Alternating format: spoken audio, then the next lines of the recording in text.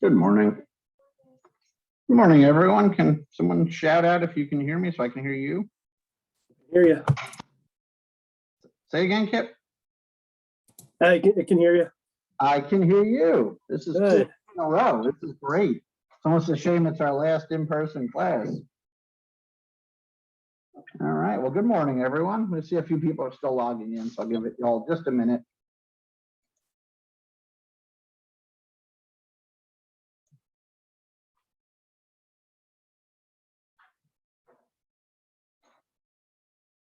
So for those of you who stayed late, I was supposed to get my Johnson & Johnson vaccine on Thursday, but obviously it got canceled. So here I am, unvaccinated.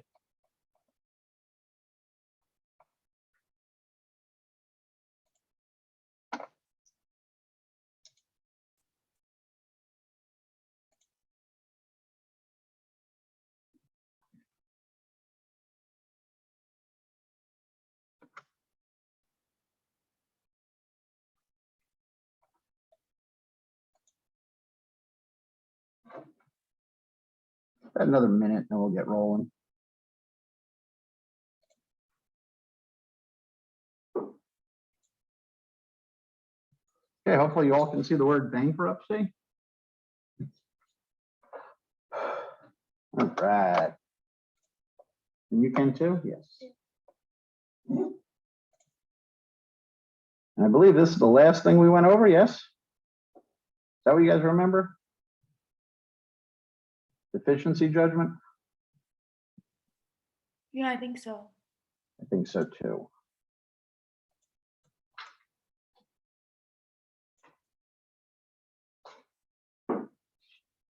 Well, you know what? We'll just go back a little teeny bit, just that way we can pick up the flow of it. So we're going to get started. Good morning, everyone. I do, actually. Give me 1 second. One of our students is unprepared. Dun, dun, dun, as my kids would say. Perfectly okay. I come from the military school of 2 is 1 and 1 is none. And saying that, I'm trying to figure out, remember where I put that thing. You know what? I know I have one here. Just not my. There you go. Thank you so much. May my bank and bring you one. Thank you. All right. And that was a great class, everyone. Thank you. And I want you to enjoy the rest of your. Oh, wait, no, wait, hold on a second. I got ahead of myself. All right. So welcome back. We were talking about foreclosures and lawsuits in general, using foreclosures as a kind of a way of exemplifying, how most civil lawsuits will work, whether you were, dealing with some of the types of lawsuits we'll talk about today. So most of what we said, except for the specifics that apply to a foreclosure case, are going to apply in civil lawsuits related to real estate of pretty much every kind. So as we had spoken about last week, by way of recap, the property goes to sale, okay, and it's an auction. It's done online now. It used to be at the courthouse, people would raise their hands. Now it's all computerized. And with that, it gets published for some reason still in the business newspaper, because apparently they haven't heard of the internet. Then anyone can bid at the sale. You have to put down a deposit if you win and pay the rest by noon tomorrow. And then after the sale happens, the lender, if there's a deficiency, can come back and ask for additional money. And we'll go over that in a second.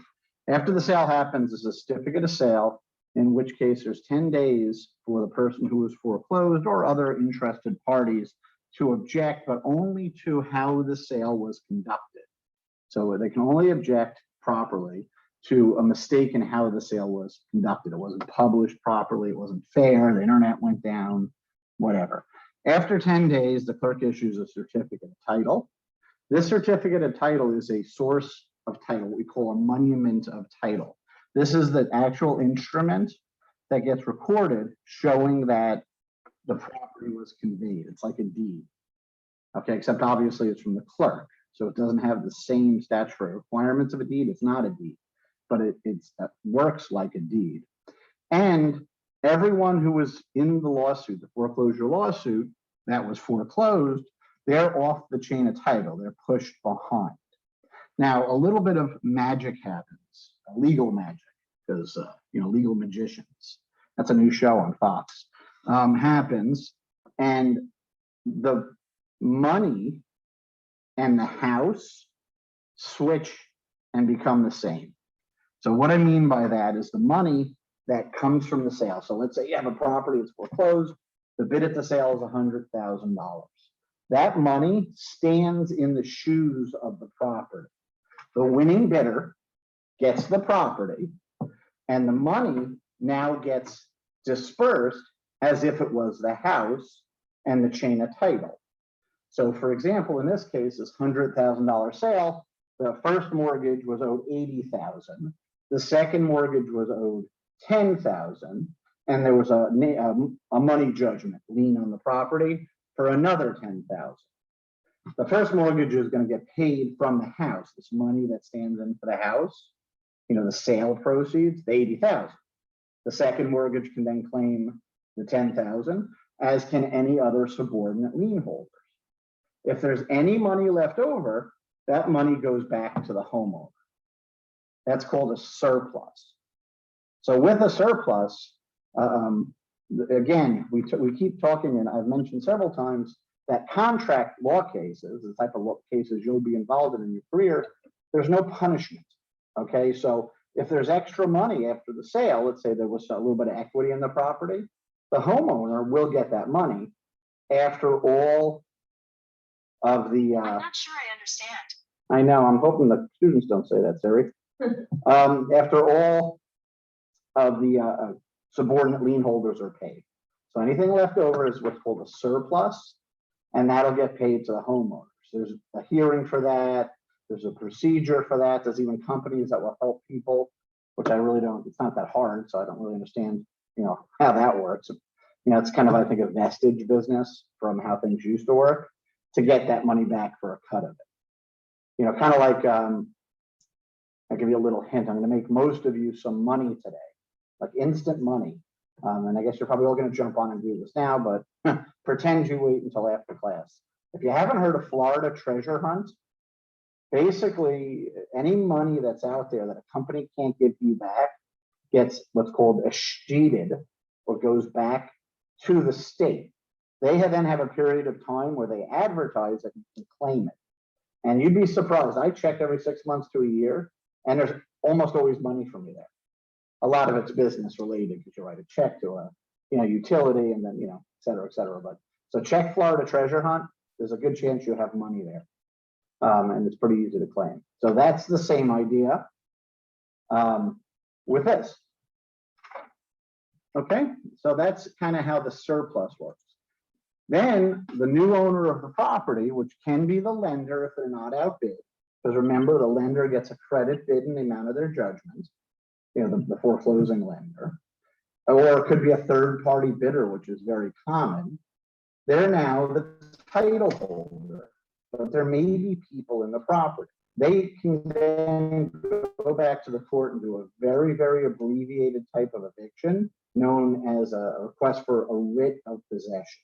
Now, whenever you see writ in the law, W-R-I-T, that just means that the court is telling someone else to do something. So, and let me know if you have any problems hearing me. Someone just raise their hands. I'm getting weird messages from the school computer. That's just a way of a court of telling someone to do something. So when you have a writ of possession, you're telling someone to take possession. If you have a writ of bodily attachment, you're telling the police to go out and arrest somebody and bring them to the court. A writ of mandamus tells a government authority to do something and mandate something. Okay, so a writ of possession is basically where you go and ask the court, say, look, we own the property now. Can you please get us possession? In Florida, for all matters regarding retaking real property, you can't self-help. There's actually big penalties for self-help. So if you try to do that, you can get in trouble. So you have to get the sheriff to go set out or put out any illegal occupants of the home. That could be the homeowners, et cetera. There are laws protecting tenants. So they have a slightly extended period of time to stay in the property, depending on who gets it and what the use will be. Usually all those protections don't work if the person who bid on the foreclosure sale intends to live there. But otherwise, if it's the lender or a third-party vendor who did it for business purposes, the tenants will usually get 90 days to get out. Okay, and that's the writ of possession process. And hopefully we went over this, but if we didn't, we did now. And then finally, for foreclosures, when the first lender forecloses, they get a judgment. Sometimes that judgment's for less than the amount that's owed by the borrower. Sometimes that judgment's for, I'm so sorry. Sometimes that judgment is for less than the amount the property is worth, the collateral is worth. Guess I need a little more coffee this morning. And sometimes that judgment is for more. If the judgment is for more than the property is worth, the fair market value, then the lender can have the right to get a money judgment for the remaining amount they're owed. So for example, if the foreclosure judgment, everything's said and done, it's for $500,000. And the property that's being foreclosed is worth $600,000. It goes to sale. Whether or not the lender gets outbid, they don't get a deficiency judgment. They may get a property with $100,000 of equity if no one outbids them, but either way, they don't get, they're done. They're done, they're paid in full. However, let's say that the property is worth $400,000 and the foreclosure judgment's for $500,000. The lender can come back to the court, present evidence of the fair market value as of the time of the sale, and get a money judgment for the remaining money that's owed under their judgment. So a foreclosure judgment isn't a money judgment. It's more like it sets out how much is owed and tells the clerk of the court to sell the property towards that. Any leftover money that isn't satisfied by the sale of the property, okay, can turn into an executable money judgment. Like when a credit card company sues you, it's a money judgment, you can garnish your wages or take your other property. Okay, so that's how that works. And it doesn't really matter how much the property went for at the sale. It matters what the actual fair market value as of the sale date is. And that's a very important distinction because, and it works against the lender too. Because if you get more than the fair market value, you can't collect twice. So, let's say the lender gets the property back for $100 because no one bid against them. They don't get a deficiency judgment for the full $500,000. They get based off the fair market value. And the lender only has 1 year to go back and try to get this personal judgment. However, if and when they do, and often they will, they have, just like any other money judgment in Florida, roughly 20 years to collect. That's a long time. Okay, that finishes up for foreclosures. Does anyone have questions on what we had gone over? Yeah, you said yeah, 1 please. year and 20 years. Say again now? You said the lender only has 1 year to go back, but then you Okay, said he has the 20 money years to judgment. collect. Correct. And then, so the lender, after the foreclosure sale, has 1 year to go back and ask the court for deficiency judgment. It's like a statute of limitations. After they get the deficiency judgment, it's simply a money judgment like any other money judgment. It's valid for 20 years for all intents. And the lawyer in me says there's exceptions to that, but for your purposes, it's valid for 20 years. So, if that was Max, I think. Max, if you didn't pay your credit card bill and Capital One doesn't want to be in your wallet anymore and sues you and gets a 10 grand money judgment against you, they have 20 years to collect interest on that and try to collect that by garnishing your wages, taking your property, et cetera, et cetera. That makes sense now? Yep. That's called a money judgment. So you have to understand when a court issues a judgment, it's not always what we call an executable judgment. Sometimes they issue a judgment that just says something. This property is Natalie's. These people are divorced. There's no money to be collected. But a court can also issue an executable judgment, which is a judgment you can do something. Okay, in other words, you can go collect the money. Now you need to understand, please, that these judgments for money, not the judgments for things like if you're divorced, but the money judgments, these executable judgments, are property and can and are often sold to other parties. So if I got a $10,000 judgment, that Capital One got a $10,000 judgment, let's say, in fact, they can sell it to me I become the judgment creditor and I can collect on that. And they often do that. That's very, very common. So again, more investment, more property. There are companies that deal in the trading, the buying and selling, and sometimes collecting on judgment pools, large pools of consolidated judgments. Okay, credit card judgments, for example, typically go 5 to 10 cents on the dollar. So you might buy $1 million of face value personal judgments for 100 grand or 50 grand or even less sometimes. So these get traded around for different people and broken up and split out. And so someone may have someone garnish, they never even heard of the name, they're garnishing the account on a personal judgment to the bank, but they get assigned just like mortgages or any other property can. And that's actually just like buying and trading mortgages. Judgments can be quite a profitable business if done right. If you have the stomach for it. So anyway, that's how deficiency judgments work and a little bit how judgments work in general. The last piece of that, understand that a personal judgment can be perfected to become a lien on real property. Does anyone know how? This will be seriously impressive. Not that that's your goal in the morning, but if you did, I'm going to go over it with you a second. Actually, hold on one second. I want to pull something up because this is actually pertinent and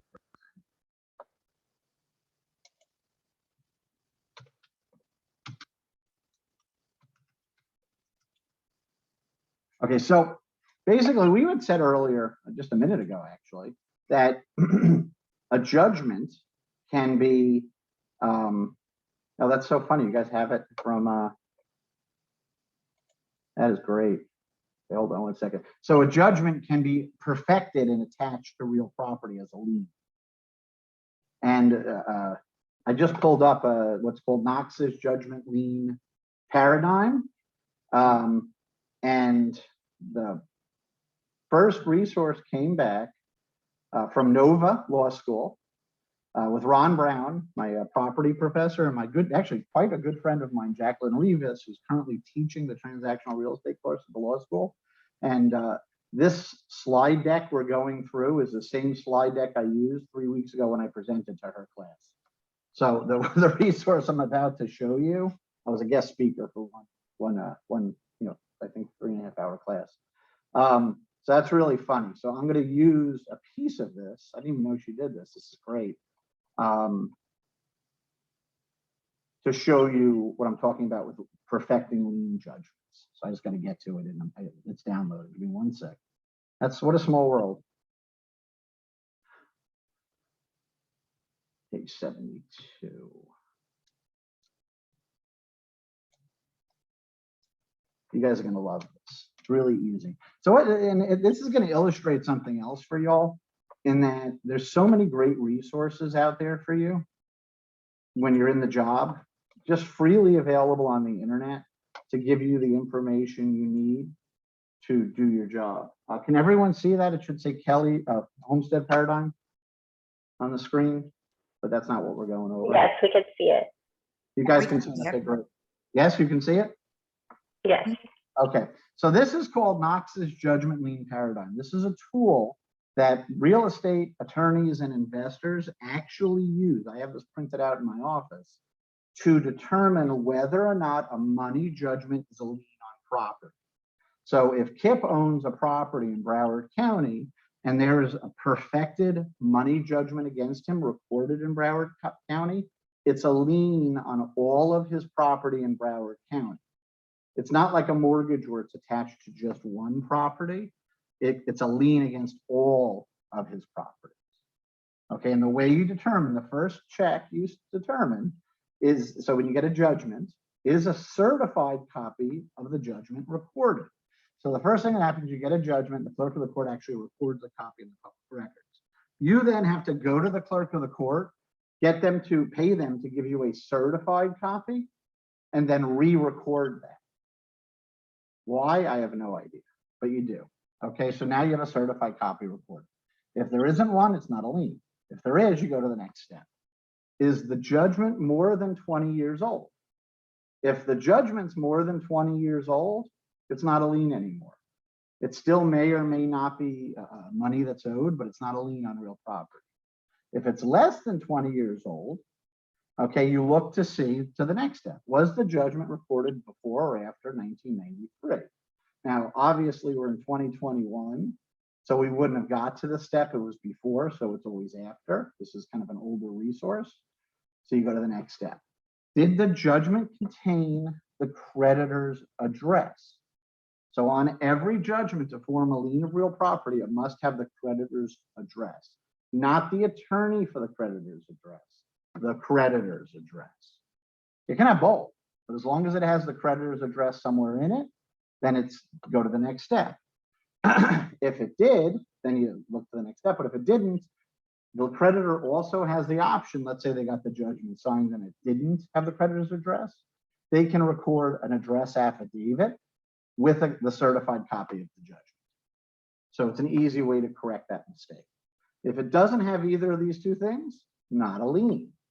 If it does, you go to the next step. Has it been more than 10 years since recording? So we did 20 years before, now we're doing 10 years. If no, let's say it was 5 years ago, it's still a lien. If yes, you go to the next step. Was the judgment re-recorded prior to the expiration of 10 years? No, not a lien. Yes, it was a lien. So what this means is that a money judgment must have a certified copy that was recorded. It must be no more than 20 years old. But if it's more than 10 years old, was it recorded within the last 10 years? And it must contain the creditor's address and have a simultaneous or have an affidavit of the creditor's address recorded with it at the same time. Those are the rules of how a judgment becomes a lien. Very, very clear as mud. Okay, the way that this comes from, just so you know, and it says it right here on the document, Florida Statute 55081.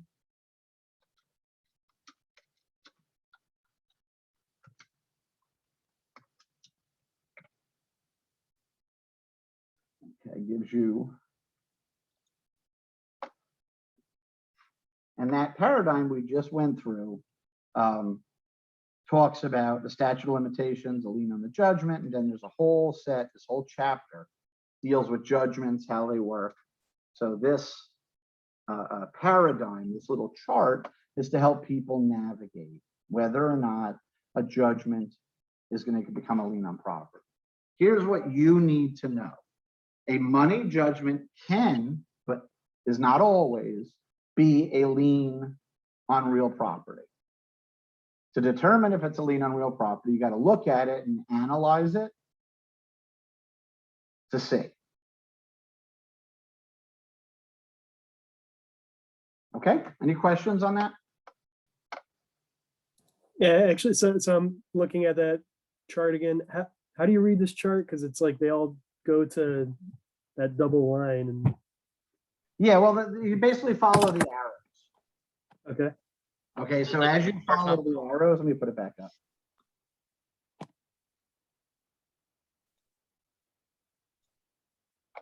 It's kind of unclear on how it's like that first one where if you follow the arrow, it says no, it goes to Yeah, the no double line. But Here, thought I had it. Where'd it go? Download it again real quick. Okay.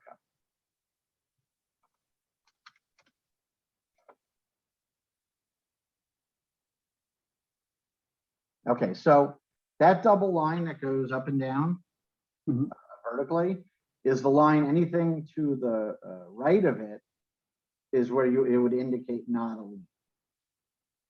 okay.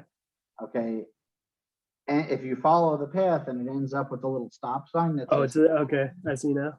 yeah, Knox was just an attorney that works for one of the title underwriters years ago, who drew this as a very simple way. If you ever, this is like I guess it's called a decision tree paradigm.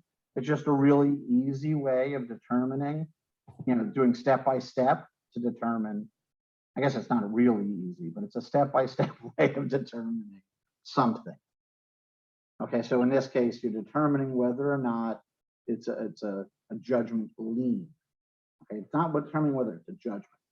Okay, you just need to, again, run each recording of a judgment through this paradigm, yes, no, yes, no.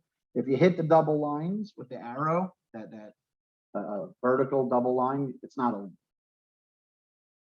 Okay, and this is very useful because let me tell you something. If you're going to get out there and you're going to be an investor and you're just going to, buy, sell property, get involved in projects, you can jump right onto the official record search and see if the person you're dealing with or their properties have judgments in their name and whether or not that judgment could affect the property interest on the deal you're going into.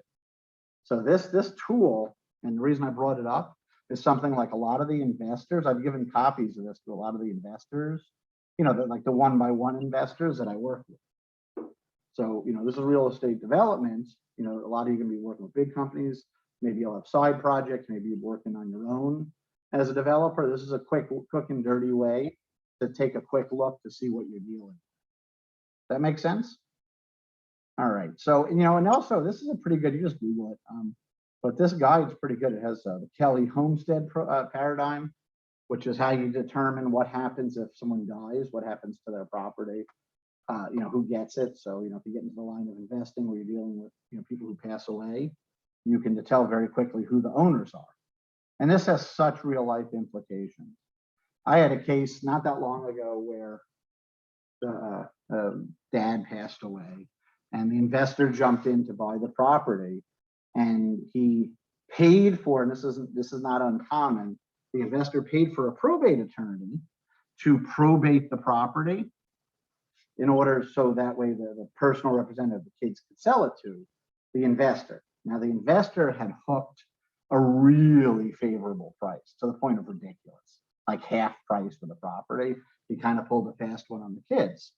And they went through the probate process, and because that's a pretty time-consuming thing, by the time that they got through with it, the kids had figured out that they were getting screwed and found an attorney.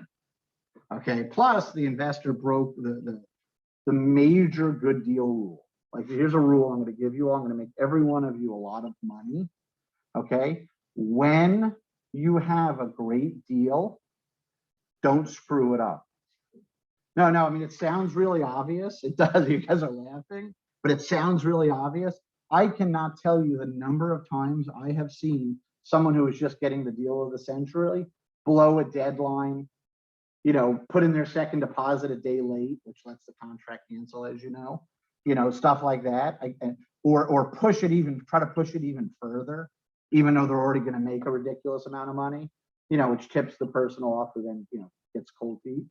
If an opportunity opens, a window of opportunity opens, if you want to be an investor, you got to have the risk tolerance to jump through it quickly, head first, before it slams shut. So if you get that good deal, if you're under contract to buy a property and the market value went up, or superstar Madonna moved in next door, so the property value shot up, don't miss your second deposit deadline. They're going to get out of the deal. So, like, seriously, when you get this great deal, don't screw it up. And this is what this person did. Little did that person know, this investor in our case, that it didn't, and neither did their attorney, which is really kind of sad, that this was the person who passed away's homestead. And because it was the person's homestead, the two kids got the property the moment of that their dad passed away. They didn't have to go through probate because it wasn't a probate asset. It descended immediately and directly to the kids. So the investor literally could have wrote a check and got deeds that day, moved on and made really about 200 grand quick profit. But instead, he didn't use Kelly's homestead paradigm because he didn't understand, didn't take courses or whatever. And was just making money, shooting fish in a barrel, so to speak. And in this case, we ended up helping the kids sell the property to somebody else and winning the case against this guy to say that his contract was invalidated. Okay, because some things happen. Okay, but that's how we got away with it, because he didn't realize that this property was homestead, and he could have just got a deed from the two kids and been done. So he went through a process to probate it that was completely unnecessary and went completely through it. I mean, they got the judge to sign an order, the whole thing, but it was a waste. And the worst part was, two kids owned the property. The investor only went under contract with the one kid who was going to be the personal representative. That's how we actually won the case. All owners of a property must sign a contract, not just one of them, because you need all owners to sell it. So in this case, that's how we invalidated the contract. So again, knowing the law and how this stuff works is a huge, huge help to make money in real estate. Any questions? All right. And that's how deficiency judgments work. So that kind of concludes that part of foreclosure. Certainly, we'll talk a little bit more about lawsuits, but now we're going to talk about bankruptcy. Now, of course, it's our sincere hope that none of you ever have to deal with bankruptcy. When I started practicing before the bubble burst, I didn't understand bankruptcy. I didn't take the class in law school. I hadn't had any personal experience in it. And I really had a very negative connotation of it. Okay, bankruptcy, oh God, if you go bankrupt, you must be a loser, this whole thing. And what I found out that is not the case at all. You can be a loser just fine without going bankrupt or going bankrupt. And the going bankrupt part really has nothing to do with it. Okay, and you can be a winner and go bankrupt. Many real estate developers, including our ex-president, despite politics, was a somewhat successful real estate developer, went through multiple bankruptcies. Okay, as do a lot of investors, successful investors. Big companies, some of whom you may work for, have had subsidiaries that have gone bankrupt. Lots of people will go bankrupt. It's a good tool. It's a good fresh start tool. It's a really good restructuring tool. Okay, part of the reason that it's such a good tool is because the bankruptcy court has a lot of power that other courts and the law only allows the bankruptcy court to rewrite contracts, to forgive debt that no one else has. To some extent, a bankruptcy court can literally rewrite contracts, change ownership of property, etc. So it's a very, very powerful tool that can be properly used. Okay, it can also be improperly used. Most people think of bankruptcy, they think of a simple kind where someone can't pay their credit cards and wants to start fresh. That is also a very good, powerful tool because many good people, hit a hard patch. And sometimes that hole becomes so deep and is getting deeper at such a rate that without the relief of putting a stop to everything and giving that person a fresh start, there is absolutely no way that they could ever get out of it. Now, you need to understand bankruptcy, like other areas of law, is constantly changing. Okay, the Constitution's a living document, all these cliches you hear, but a lot of attorneys will laugh at them because it's just silly, stuff you hear on TV, cartoons or whatever. But the reality is the law does constantly change. And bankruptcy is no exception. In 2005, there was almost a complete rewrite. That before that, bank people who were going bankrupt, the debtors, were able to stick it a lot harder to their lenders. So it actually, the new bankruptcy law, I guess it's not that new anymore, goes further to stop bankruptcy fraud, is what they say. It's a little more lender friendly, but it's still not that lender friendly. I've done a lot of bankruptcies for people and companies. And then several years ago, I stopped actually doing active debtor bankruptcy work, though I still occasionally do some spot work for creditors. And we'll go over all those different things. But there's a reason for that. That has nothing to do with the law. The use of it's really just a business reason. It's a tough business that's paralegal driven. So it's just, you got to really do a whole bunch of it for it to be worthwhile. And that's not how I wanted to spend my day. Nothing wrong with people who do that.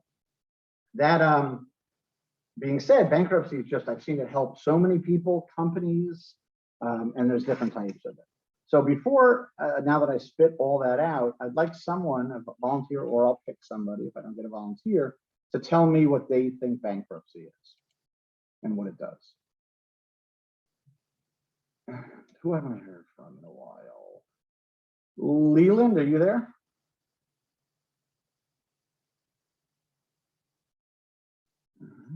Chris Walker? Yes, I'm here. Oh, I don't know who said that, but whoever that was, who is it? Chris Walker. Chris, great. So tell me about bankruptcy. What do you know about bankruptcy? Based on your little blurb there, I would imagine that it's someone that's severely behind or in debt, or they have a lot of expenses, and they go to the status to essentially restart, and from that they create different rules or different payment methods or payment plans to become current with everything. And as long as they adhere to that plan, then they get to retain whatever they, currently have. That's my understanding of it. So that's actually a pretty good understanding of personal bankruptcy. Yeah. And now business bankruptcy, Gabby, are you there? Yes, I'm here. Tell me what you think business bankruptcy does. So for me, business bankruptcy, I know there's different sections, Mhm. and it's my understanding that there's a process where the court of law kind of comes in and assists businesses in solving how to pay creditors. And then also seeing if there can be a viable resolution where they don't have to go through the bankruptcy process per se. So I know there's different sections. Isn't it like section 8 and We'll 11? go over all that. I'm not going to make Yeah. there's a whole bunch of them, and we'll go over the big ones. That's very good. And I guess Dominique, are you there?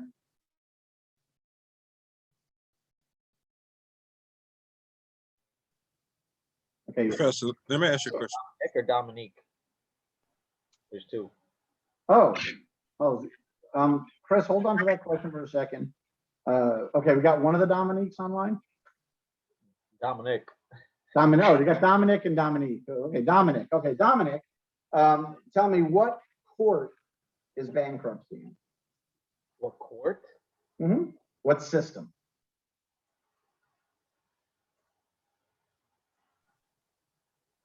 In other words, is it the federal system or the state system? It would be. It wouldn't be federal, would it? Yes, it would actually. It's within the federal system. It's its own court. The bankruptcy court is part of the district court, is the federal district court system. So very good. And then as a follow-up, does the state have something similar? Do you think the state has something similar? Yes. And yes, it does. And do you know what that's called? No. Okay, that's perfectly okay, Dominic, thank you. Does anyone know what that's called?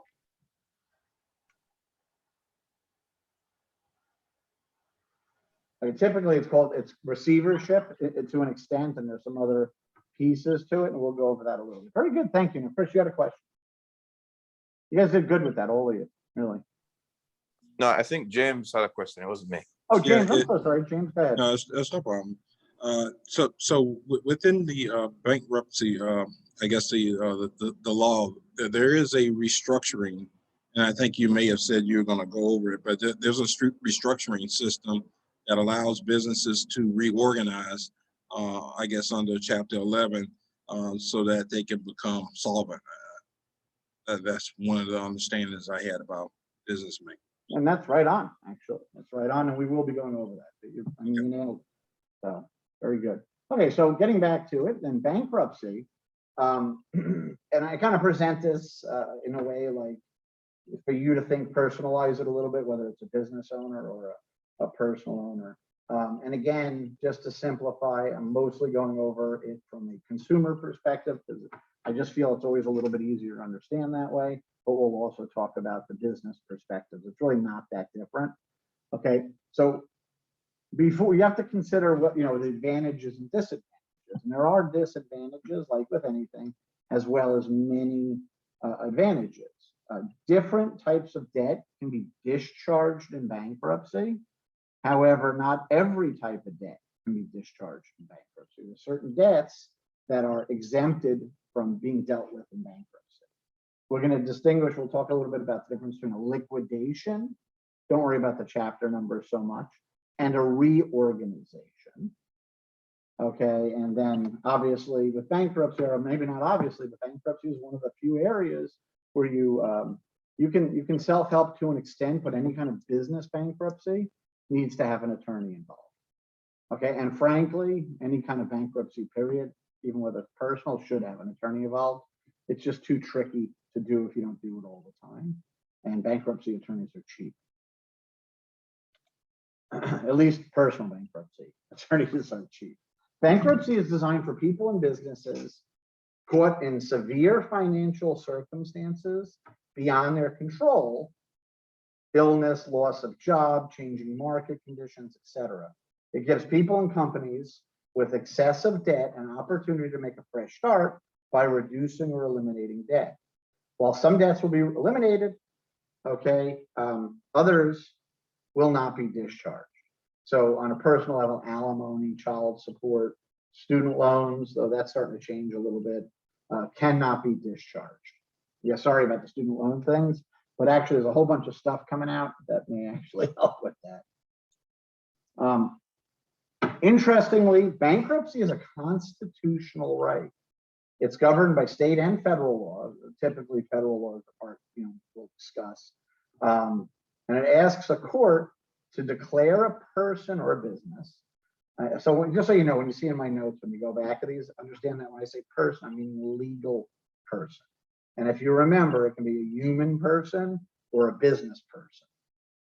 Okay, so it's tiresome to, when you're writing these things out, to say, person or business. So the law treats persons like a corporation can sue, be sued, go bankrupt. It has the rights, most of the rights of a person. So it gives a person unable to pay his, her, or its debts. If the court grants the petition, there's someone called a trustee that deals with the debtor's property and to pay each creditor as fully as possible. Okay, it's never fun. Okay, it's really unpleasant, but it's not that bad. And for companies, it can go on for a little bit of time for companies, but really the work part of it's only a few months, and the rest of it is just carrying out the plan. And we're going to go over some great examples. It's not something that should be used lightly, but it is certainly something, whether it's for a business or a person, that can be used strategically. There are many advantages, and when used right, especially in a business sense, it can really do a lot of good. Now, probably the most important thing, we'll get back to that in a second. Probably the most important thing to understand, or definitely one of the most important things to understand, is that when you are declared bankrupt, whether it's by you declaring yourself bankrupt or your business bankrupt, or by your creditors having you declared bankrupt, which they have the right to do in certain circumstances, everything you own gets temporarily transferred to be owned by the bankruptcy trustee. The bankruptcy trustee, just so you understand, is an individual. Usually they're an accountant, sometimes a lawyer, and they always have a lot of helpers because they kind of do this as a business. And they totally do this as a business, no kind of about it. And so it's like a semi-government appointed position. They become the owner of all the bankruptcy debtors' property, and all of their property becomes part of what's known as the bankruptcy estate. So when you go bankrupt, everything you own, at least temporarily, you no longer own. Now, when you understand that fact, a lot of the other pieces of this fall into place. Okay, it's one of what I call the two key facts of bankruptcy, is that. So you stop owning temporarily what you own from legal title. You still have the beneficial title, at least for now, but legally, the trustee, in effect, becomes the owner of it. In effect, in law, but there's no deeds or anything, it's just done by the bankruptcy. The other piece I think is very important, like as a ground level, a leg for this to stand on, is that bankruptcy does never, even when it says it in my notes, what you read, it never truly eliminates debt. Okay, so if you owe $10,000 and you go bankrupt, you still owe $10,000. However, what it does eliminate is the right to enforce that debt. So while that debt is out there, there's nothing anyone can use it for against you. So they can't sue you. There's, if it hasn't already become a lien, it can't become a lien. It's as if it's gone, but it still exists. You can voluntarily reassume that debt and start paying it again. And believe it or not, that happens more often than you think. For example, if you want to keep your car, right? So the debt, the amount you owe on your car doesn't go away. They just can't enforce it on you, but they can take the car back. And if you want to keep it, you got to reassume that debt. So, understand that bankruptcy doesn't truly eliminate the debt. Instead, what it does is it stops it from being able to be enforced.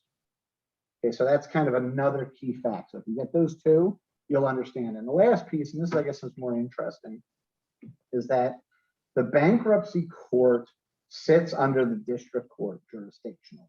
Remember, we talked about jurisdiction as power. So it's actually part of the district court, but it has its own rules. It has its own, what we call judges, though they're not truly judges. And it lives in separately, but together with the district court. So if there's a problem with the bankruptcy court, you would appeal it initially to the district court. Okay, and for certain actions, the bankruptcy court can't take, the district court will take. And what happens is the district court will appoint bankruptcy magistrates, which are what they call judges, but in truth, they're magistrates. Okay, and a magistrate is just someone appointed by a judge to carry out judicial-like duties under the supervision of the judge. That's in general, whenever you see the word magistrate, that's what it means. So again, it's not a judge, but it's just like a judge. So a bankruptcy judge isn't truly a federal judge. Federal judges are appointed by, for life. They can be impeached, by an act of Congress, et cetera, et cetera. Bankruptcy judges are not federal judges. They're magistrates appointed, I think, for 10 years or could be 15 years at a time to basically be a judge.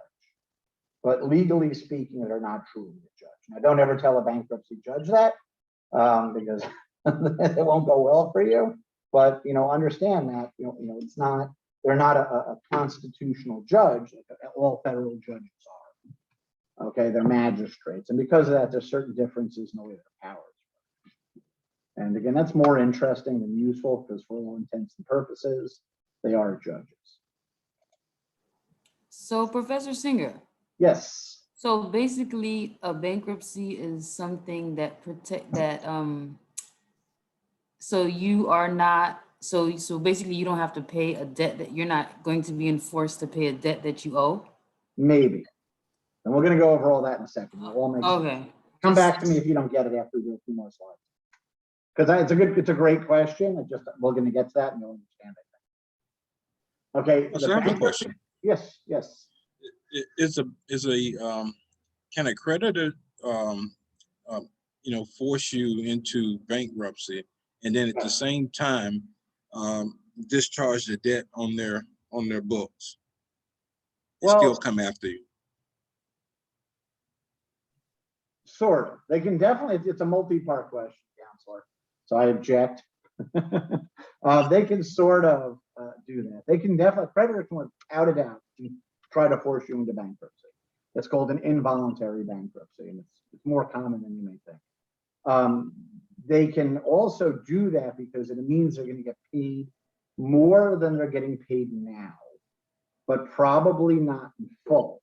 And they would pursue their rights in bankruptcy court to come after you for the debt, the part they can at least get, which is usually, and we'll go over this in a second, either they're a priority creditor, because there's different rankings of creditors, or they have collateral, like a house, a car, stock in your warehouse, whatever.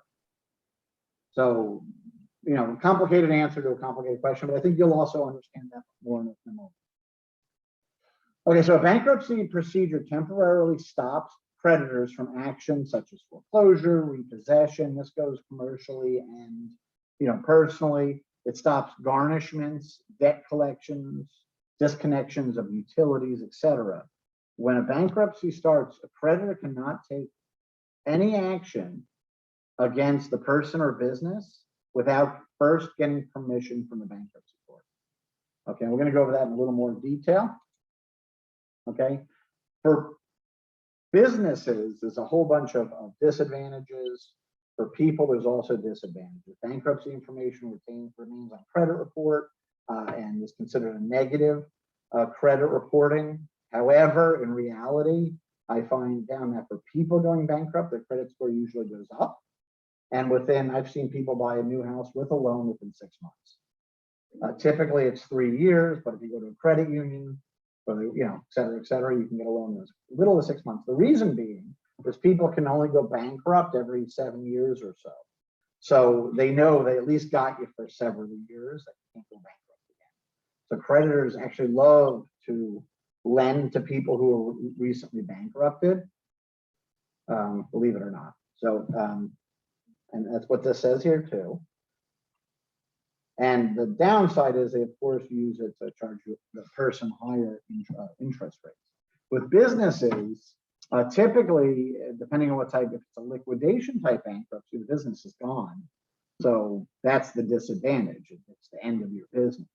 And if it's the reorganization type, then, it means that the owners of the business are going to have to give up certain control of the business to the bankruptcy court, specifically the trustee. And then that can be painful. Obviously, if it's your baby, right? You don't get to make all the decisions. Yes, back 6 months. Actually, I had someone that was less than 6 months. They got a loan that Max said 6 months after bank. Yes, it was less than 6 months. I actually did the bankruptcy for the person, and they had a really good job, long-term with a very stable employer, and their credit union gave them a home loan. And they paid it, actually. That was like 15 years ago. I still know the person.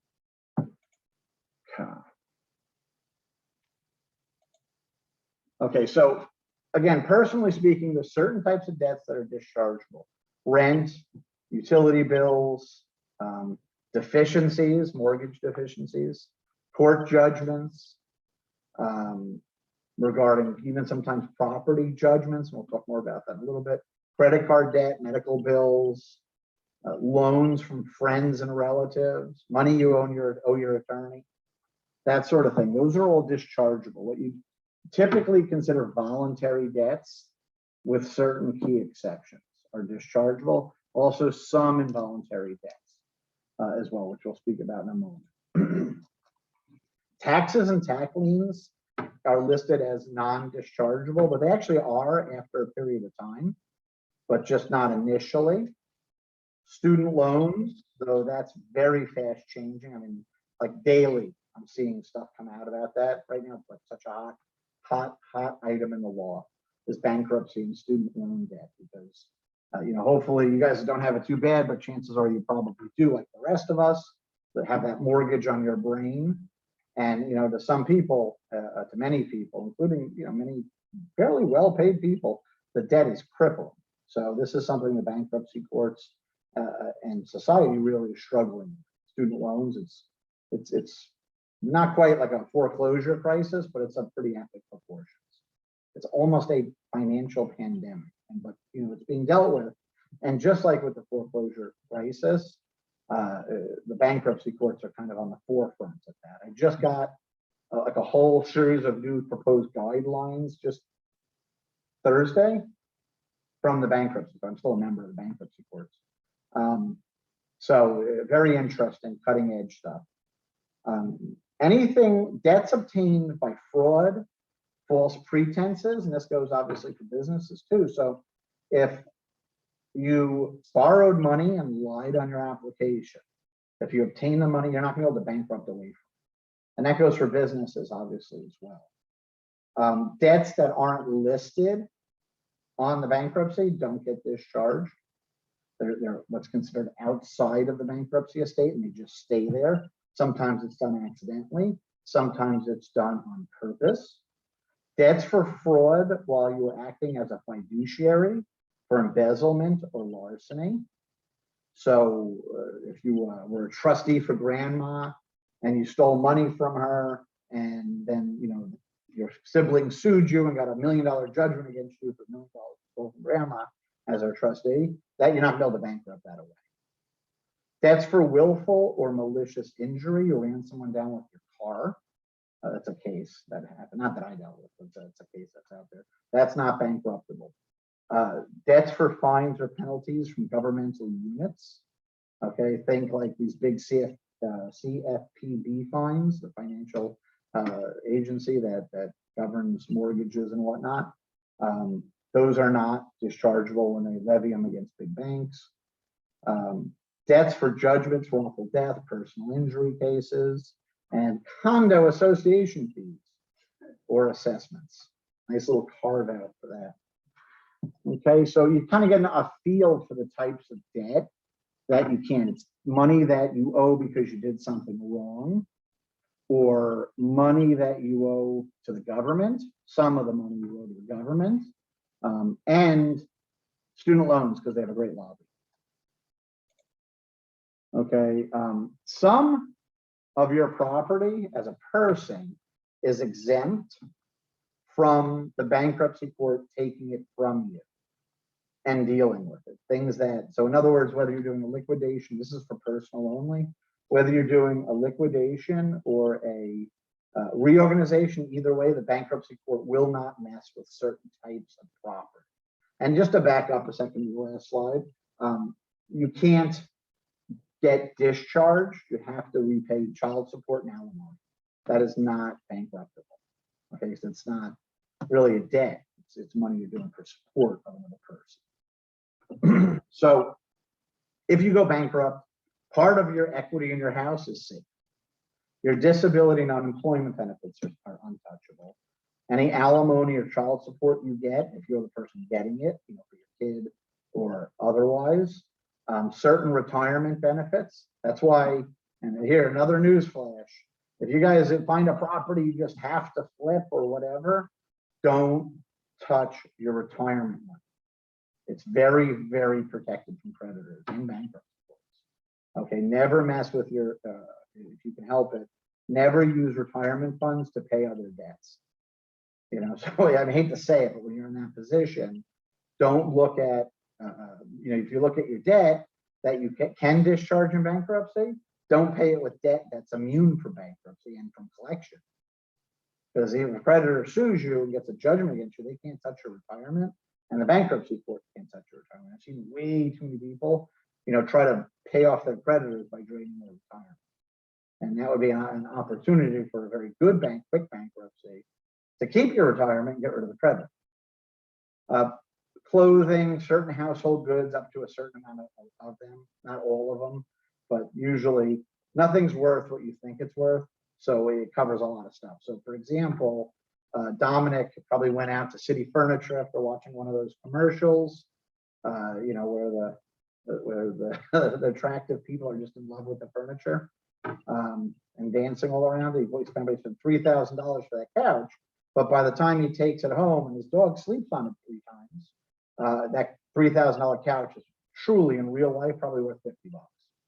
And the bankruptcy court, and you know, I'm being facetious a little bit, that's how it works with personal property. Like what you own is not, there's a very big replacement cost because you got to buy it new. But in its current state, because it's used, it's not actually worth a lot of money. So even a very expensive couch could be worth $50.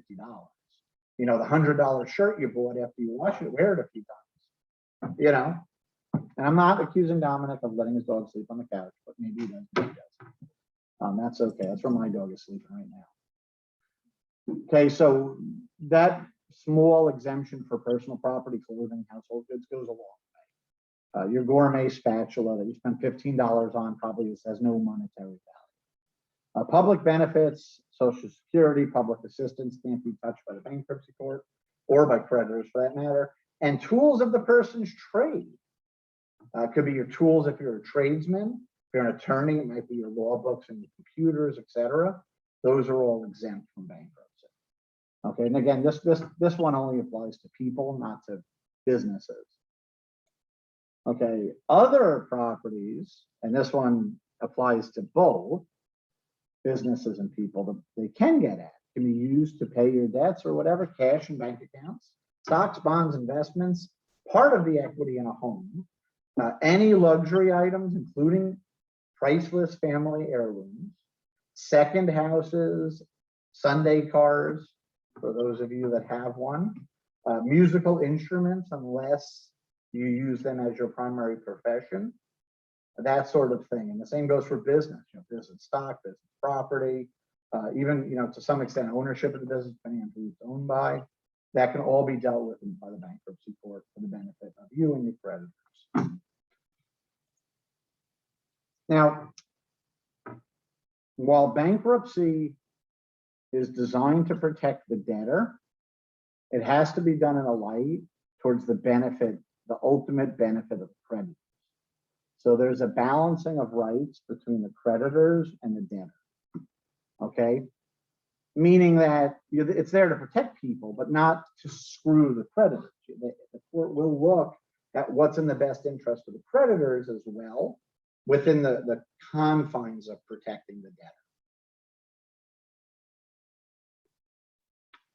Especially when it comes to business.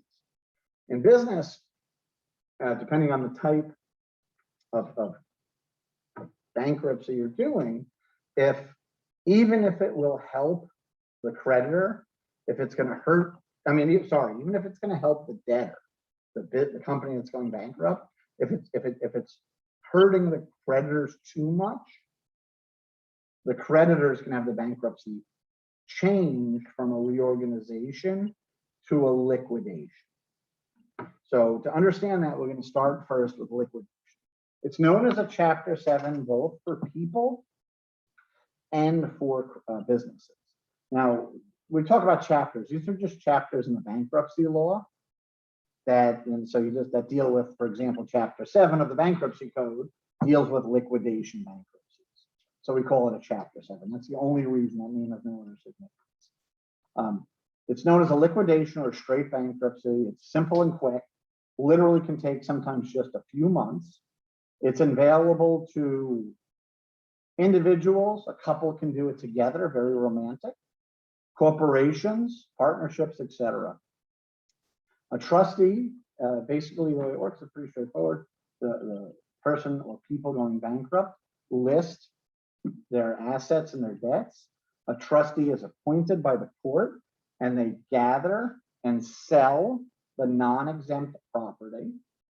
The proceeds from the sale pay your creditors, and the person can keep any exempt property.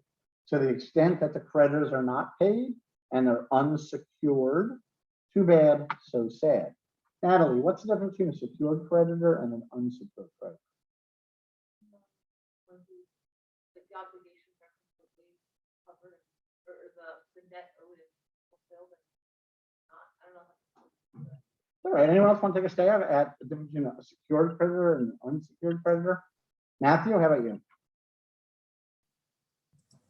I'm not exactly sure, but I think like a secured creditor is like, I don't know, I'm just something to do with the assets on there in terms of the lender and how it like, I guess.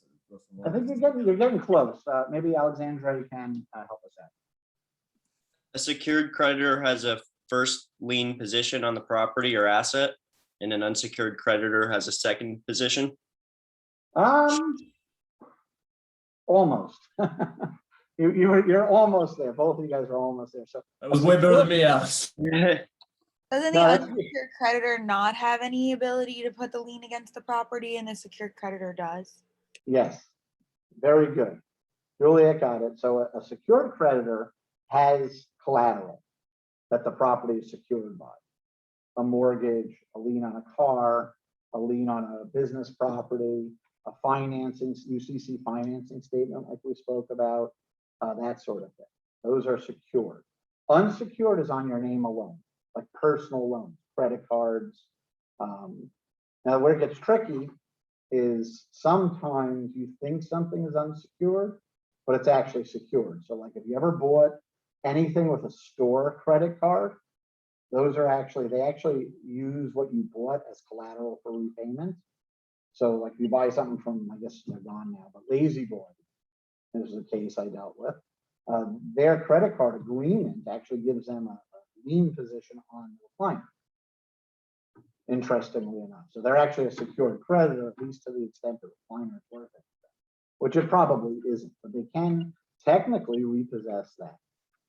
And if it gets sold, and let's say in bankruptcy court, like we're talking about, they would get that money first.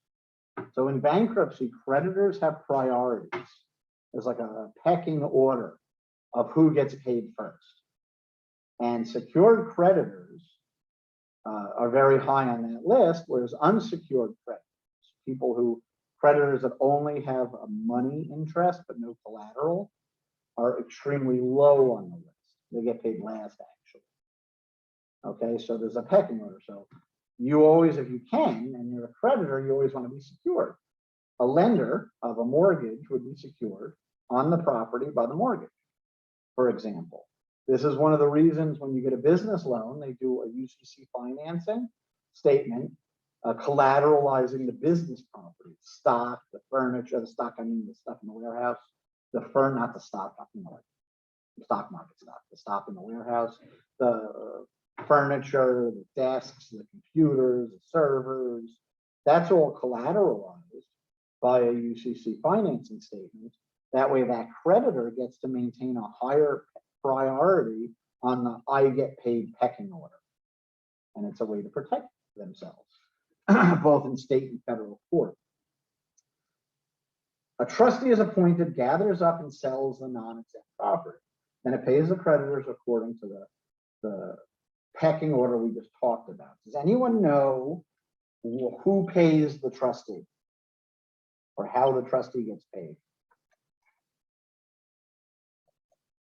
Mudasar, are you there, my friend?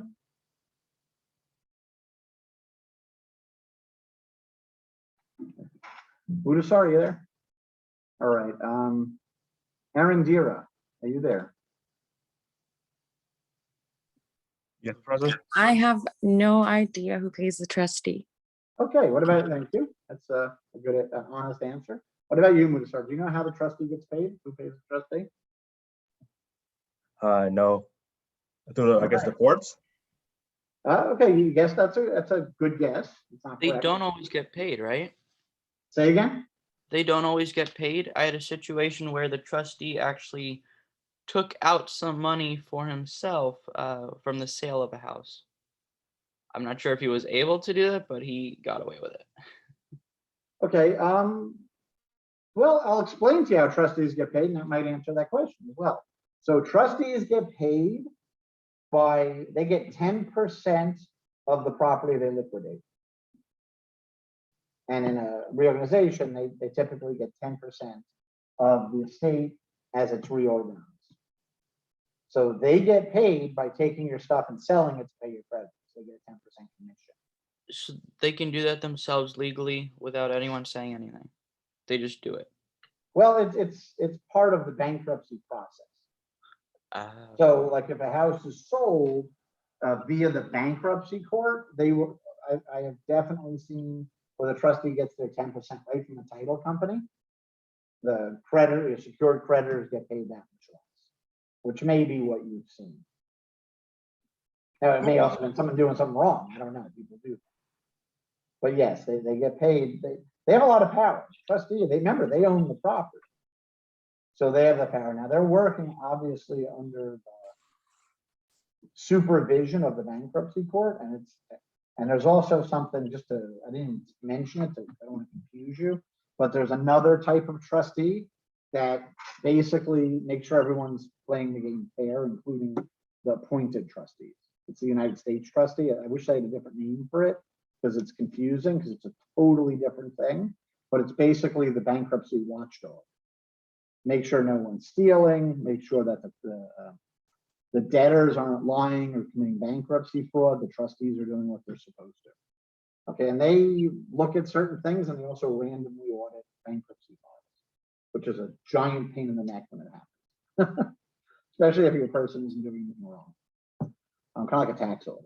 So that's how they watch. But yes, they get 10%, the trustees of the estate. So they might not get paid. If you have an estate that's truly a blank, what we call an empty estate, where there's just no assets, it's all debt, the trustee is not going to get anything. Okay, but then again, they've done very little on that case, and they make it up. Because they do, you only have a few trustees in any county, in any district. Okay, that's how a Chapter 7 works. Everything gets paid. That's not exempt. Everything gets sold, and everyone gets paid in order until the money runs out. The debtor gets to start over. The remainder of the money is not enforceable unless it's the kind that can't be bankrupted, like we spoke about. It's considered discharged, and they move on with their life, now not owing anything and not having the stuff. But if you think about it, there's a lot of people, they have a house, but it's 95% mortgage. They lease a car, they own some stuff, but they don't have a boat or a second motorcycle, and they only had a few $1,000s in the bank. They were living month to month. For that sort of person, if they racked up $30,000 in credit card debt, a quick 4-month Chapter 7 to get out of paying that $30,000 in credit card debt can be a very good thing. Okay, if you have a business and your business is failing, okay, and you were smart enough or lucky enough not to have too many personal guarantees, what do? Like seriously, what do? You have this lease, you have some computers and some other things, but nothing that's worth much. You have a little bit of stock in the warehouse.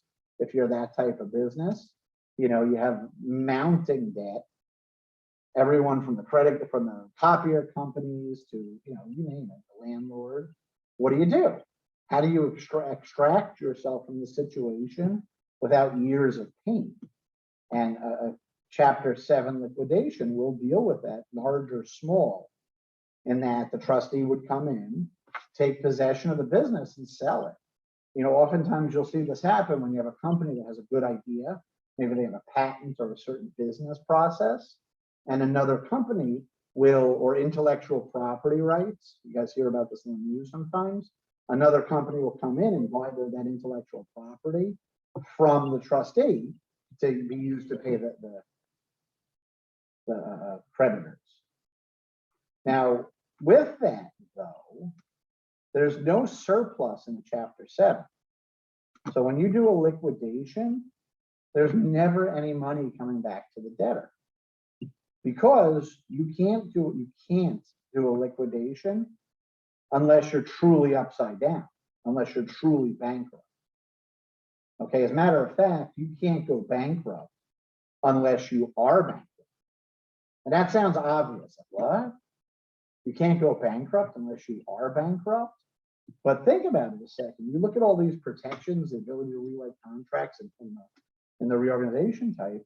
A lot of companies, I'm sure, would love to do this, even if they have a lot of assets. Right? So, we'll get rid of all of our debt. They can sell out the stuff we don't want. We'll just keep the good stuff. But if you're not bankrupt, you're not entitled to the bankruptcy protections. In other words, if you're not in a negative flow situation, if you can afford to pay your bills, you just don't want to, whether as a company, as an individual, and you try to go bankrupt, your bankruptcy will either fail on its own, or sometimes, and I've actually done this, one of your creditors will step up and say, hey, they're not bankrupt, kick them out. And your bankruptcy will actually get dismissed rather than discharged. Any questions on that? That you have to be bankrupt in order to go bankrupt? I mean, it sounds obvious, but when you start thinking about it, it's not so obvious. The next type is a Chapter 13. Professor, just a quick question on that. What happens if they just stop paying the debtors? Still have the cash flows, but they just don't. Yeah, I follow you, Alexander. What happens is you sue them in court. The creditor sues you and gets a money judgment against you. Right? They're not bankrupt. So there's no reason to turn over the property and have it liquidated or reorganized because they're not insolvent. I hate throwing extra, even though it probably doesn't seem like it. I'm trying very hard not to throw extra legal terms at y'all. So the real saying, maybe it'll make more sense this way, is you can't go bankrupt unless you're insolvent. So you have to be insolvent. In other words, not have enough to pay your debt in order to go bankrupt, whichever type of bankruptcy you go. If you have the assets or income to pay your debts, the creditors would just attack you in state or federal court under regular lawsuit collection type activity. It's only if there isn't enough money for all of the creditors that a creditor might put you into bankruptcy, or you might put yourself into bankruptcy. Does that make more sense? Okay, great. Hopefully that puts it in a little bit of perspective. So when a creditor, when a debtor who's a business wants to reorganize, they file something called a Chapter 11. Okay. And in my slides, I only put a Chapter 13 in, but there's also a Chapter 11. A Chapter 13 is a specialized, if you will, form of Chapter 11, only available to individuals or sole business proprietors, not to corporations, partnerships, etc. That is like a simplified version of a Chapter 11. So for the most part, I'll draw out the differences between an 11 and a 13, but for the most part, a lot of the same things apply. It's a reorganization. There's also Chapter 12, Chapter, I think 14. There's like one dealing with farms reorganization.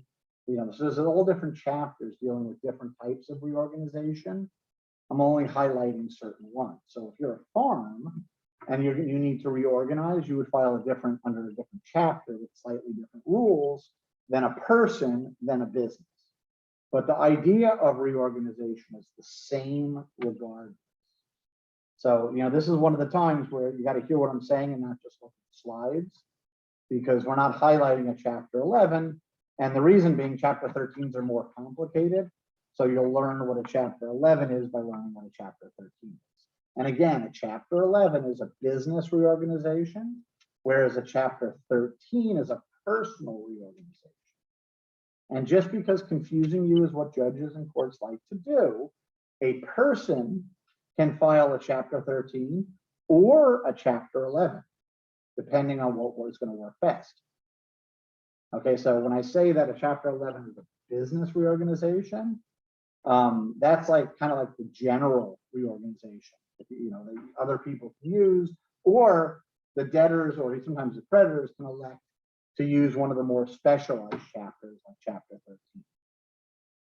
Okay, so important takeaway, Chapter 11 is the basic reorganization, and the other chapters that deal with reorganization are more specialized. Any questions on that? I know that's a little confusing. Okay, good. So if you're an individual or a sole proprietor, you can file a Chapter 13. A Chapter 13 is the one that a lot of people think about. This is where you can pay your debts typically over a 5-year time period, so sometimes shorter. The court makes a determination, the court working with the trustee, makes a determination based on the person's income, how much time it takes, and it has to do with your state's median income levels. If your income is more than your state's median income, the repayment period will most likely be 5 years. Okay, but in no cases will the plan exceed 5 years, but it may be less. So they'll look at what you owe, how much money you make, and that will determine how long the plan should take. It's almost always 5 years. And what that means is once everything's set, you'll repay to the extent you're going to repay for 5 years based on your income. Okay, in a Chapter 11, it works a little bit differently, but same basic idea. Those don't necessarily go by a certain number of years. It's to the satisfaction of the creditor. So in a Chapter 11, same thing, the debtor or one of the creditors will file the bankruptcy, and the creditors, all of them, will form something called a creditors council. Okay, this creditors council is like exactly what it sounds like. So all the creditors get together. It's not so malicious like this, it just kind of happens with the court and stuff. but all the creditors get together and they get authority for certain things based on their share of the total debt. So, I'll pick on Natalie. Again, if Natalie is going chapter 11 and she owes 55% of what she owes is owed to me, I get 55% of the votes. Okay, and then when a plan is put together, the creditors as a whole have a certain authority to approve the plan or not. If the creditors decide, no, this plan doesn't work for us, we're not going to get paid back enough money over the course of the reorganization, they can ask the court to switch the Chapter 11 reorganization to a Chapter 7 liquidation, saying it's in our best interest for you just to put this puppy down, to put this business out of business and liquidate. That is better for us as creditors. And that's what a creditors council does. To the extent that that doesn't happen, just like in a Chapter 13, they look at the income and assets to get there, but the income of the business to determine who gets paid how much each month as it goes by. And there's the same type of secured, unsecured priorities in payment, with some twists, like I'm sure you can imagine. And while that company reorganizes until it becomes solvent again, they'll have this plan to make it solvent again. The idea behind a Chapter 11 is that you're going to pay some of what the creditors are owed, though not all, with the idea of getting the business solvent and freestanding again. The idea is to keep the business going still. So after the end of the Chapter 11 plan, however long it lasts, the business should be viable without the help of the bankruptcy court. However, some of the creditors may have to take a bit of it. And so I'll give you an example to kind of hone it home to one of the a small bankruptcy we're handling for creditor right now. The creditor has a large mortgage on a semi-commercial property, like 7 little houses / townhouses on a beachfront property. The debtor bought it because to B&B it, Airbnb it, the 7 units. It's not in a very desirable location, and wasn't able to make a go of it in order to pay the main creditor, my client, the mortgage. So we filed foreclosure, and they elected to go bankrupt as we were winning the foreclosure case.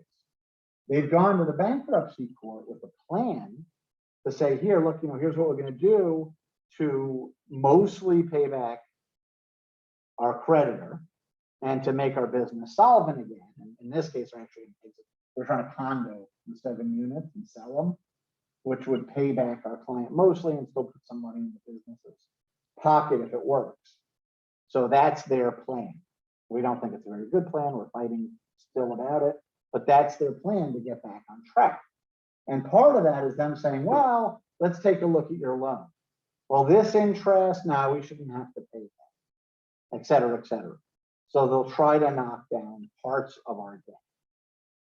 Now, that is not a typical Chapter 11, mind you, because it's only one creditor and it's under a new little thing that got passed as part of the coronavirus relief to really kind of extend bankruptcy a little bit, but you get the idea that they're trying to reorganize to mostly pay us while staying solvent, like becoming solvent. So they feel they have the assets to stay in business. So liquidation doesn't make sense to them, but they don't have the cash flow right now.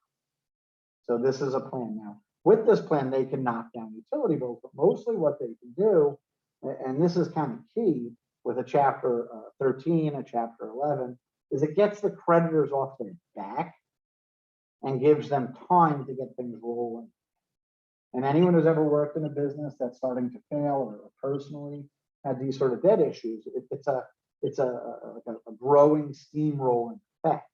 It starts building up. You get behind and you just can't get caught up and just get deeper and deeper.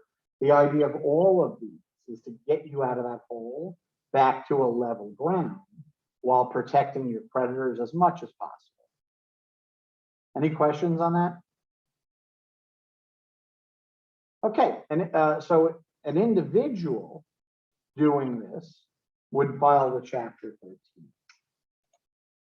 Whoops, wrong way. In order to determine whether or not you can file a Chapter 13 or a Chapter 7,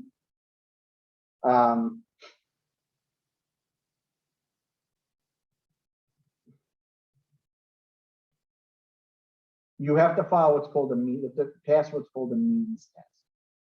Okay, a means test determines whether your income is low enough for you to file a Chapter 7 or whether you have to file a Chapter 13.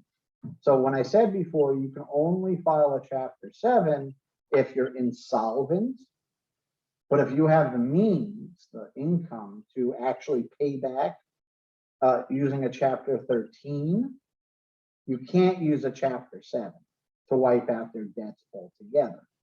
And this will make sense if I put it to you this way. Under a Chapter 13 5-year repayment, it was mentioned earlier that you get to keep your stuff. Under a Chapter 11, it works under what's called a debtor in possession, meaning that the business owners get to keep running their business. Okay, under Chapter 13, you get to keep your stuff. But if your stuff is collateralized, like a mortgage on your house, a loan on your car, you can only keep your stuff if that particular secured creditor gets repaid in full. In other words, you bring yourself current over the course of your plan. So if your payments, let's say, and you're doing a 5-year plan, if your payments are normally $800 a month on your house, okay, just to use a number, and you are, $12,000 behind, you're going to have to pay $1,000 to that creditor as your final plan, because you got to pay your current $800 a month, and then your extra $200 a month times 60 months, because 5 years, to pay back the extra 12 you owe on top of your current payment. That's how you get to keep your security. You can't do that. Either you can't use a Chapter 13 or you can't keep that collateral. You can't keep that house. You can't keep the car. So when you come out of when a person, a higher income filer who comes out of a Chapter 13, they have become current on all of their secured debt. Doesn't mean they paid it off, it just means they're now current. What's that mean in effect? It means that the people who get screwed are the unsecured creditors. They only get paid the crumbs. So if you could, under this circumstance, let's say you had the $800 or two, okay, great, but this person also owes $1 million on their credit card. But under their income, they can only afford an $1,100 a month payment. That $1 million is going to get $100 times 60, and the rest will be discharged. They're going to get $6,000 because they're unsecured, and the rest of it will be discharged. So while you have to become current on your secured debt, you do not have to become current on your unsecured debt. So I'll give you another example. I believe you guys like those. Is that we represented a small creditor in a Chapter 13. Our client gets $37 a month every month from the trustee for 5 years. At the end of the 5 years, everything that's left over, which is a lot, will be unenforceable. However, 5 years is a long time. If the person fails in the bankruptcy plan, they don't make it to the 5 years. In a business sense, they still can't make the new payments. The bankruptcy can be discharged, saying, well, thanks for trying. We will apply this $37 towards your debt. You now still owe the rest, and we'll see you in state court. Okay, or it can be kicked down to a Chapter 7 liquidation. So when you get on that 5-year plan, you got to do it with the 5 years.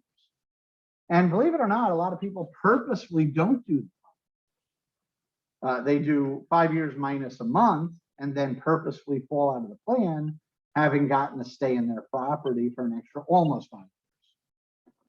So it's a good way to cheaply put the brakes on something some people will use.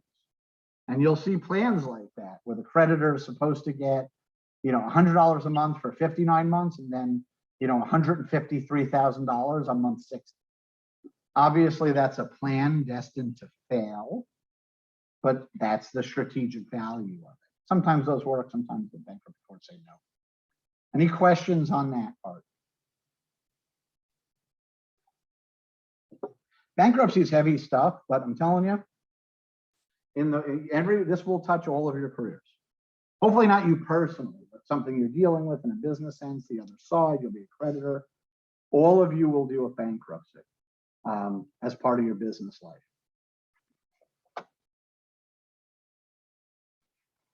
Okay, so the means test is pretty straightforward. If your current monthly income is less than the median income for a household of your size in your area, okay, that's it, period, you're done.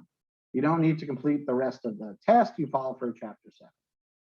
So if you make less for a household of your size in your area than the median, you're doing a 7, period. It's not, there's always exceptions, but we've discussed that with the law. Okay, so none of those, my friend. Okay, for those whose household income exceeds the state median, the means test computations get more complex. They must determine whether they have enough income left over, disposable income, after paying the allowed monthly expenses to pay off at least a portion of the unsecured debt, like the credit card. It could be $1, but there's got to be something. If your disposable income adds up more than a certain amount, you fail the means test, meaning you can't file a Chapter 7. You're not eligible. You are solvent, though you may still need help, and you then would have to do a 13 or an 11. So the means test determines whether you can file a Chapter 7 or not. Obviously, a lot of people want to do a Chapter 7. If you're a month-to-monther with not a lot of extra assets, you're just kind of living, paying your bills, and enjoying yourself, a Chapter 7 is the most attractive thing because there's nothing important to you that they're going to take. They're not going to take your clothes. They're not going to take your car because it's leased. Your mortgage, your house has very little equity or you rent, but you have a ton of unsecured creditors that you don't want to pay anymore and you're tired of the phone call. You want to do a Chapter 7. However, you make $100 grand a year and you live alone, you're not eligible. Okay, this is the median income for Florida. And I apologize. There's a typo on it. I'll fix it. I'll try to fix where I posted. This is actually for 2020, not 2010. I don't know how I did that, but I just make a big note, please. These are the 2020 numbers. These are the current numbers, or 2021, I believe. Actually, I just updated them. I just didn't. I think I tried to do 20. I messed up on the little top. If so, they say, "What is he talking about?" Over here on the very top, it says 11/1/2010. It's not. These are the current numbers. I'll fix it when I post it. Okay, so sorry about that. One person, the median income in South Florida, $52,500. You get up to 5 people in your household. So, spouse, 3 kids, $93,100. Okay, that's the median income in Florida. As I mentioned, since 2010, and this may be why I did it, because I looked at that, I wanted to see how much it changed in a decade. These numbers went up 50% or more. Amazing jump in just 10 years. Okay, so that's how median income works. It's just a chart of how much the median, not average, but median household of that size earns. If you earn less, automatically you can do a Chapter 7. If you earn more, there's other pieces that come into play. As you can see, it jumps up a lot on the second person, a little bit less than the third person. Kind of weird how the tables work. And if you ever know anyone with kids, there's an expression that Having a second kid is like having 3 kids, compared to the work it takes for having a first kid. Like having 1 kid, you think it doubles for 2 kids, but it actually triples. And, I think it's kind of funny that if you look at this chart, the chart bears that out. Because if you have a couple with 1 kid, the median income is 70,000, but you add 1 more kid and it jumps up almost $14,000. It's the biggest jump on the chart to add that second kid. And for someone like me who has 2 kids, that really does pan out correctly. It does definitely change how things work. I think that's kind of funny. So this is median income. This works for the means test. Enough said. Okay, there's players in it. Debtors, we spoke about, are the people who owe the money. Creditors are the people or businesses it's owed to. The trustee is the appointed individual whose job it is to make sure the creditors get paid, and they get a 10% cut typically. The U.S. trustee, confusing a little, is the watchdog. The judge is the judge. They make the decisions. Believe it or not, most of the time when you go to bankruptcy court, you're not going to see the judge, you're going to see the trustee. Most of your meetings would be with the trustee. The judge is really only there to finalize things and resolve disputes, because there's like lawsuits in bankruptcy and stuff when you fight. And then there's the attorneys. You have debtor attorneys, you have creditor attorneys. Okay, the debtor attorney in a chapter 13 at least can often get paid as part of the plan. Same thing in a chapter 11. So they're actually going to get paid from the income stream, at least part of what they're owed.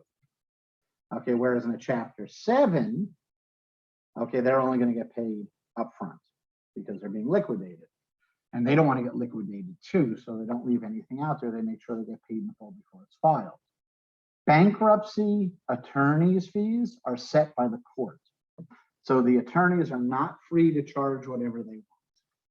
For 7s, they can only charge a certain amount of dollars by rule, and that's it. And for a personal 7, last time I did one, it was like $1,500. I think it went up since then, like $2,100 if my memory serves. That's it.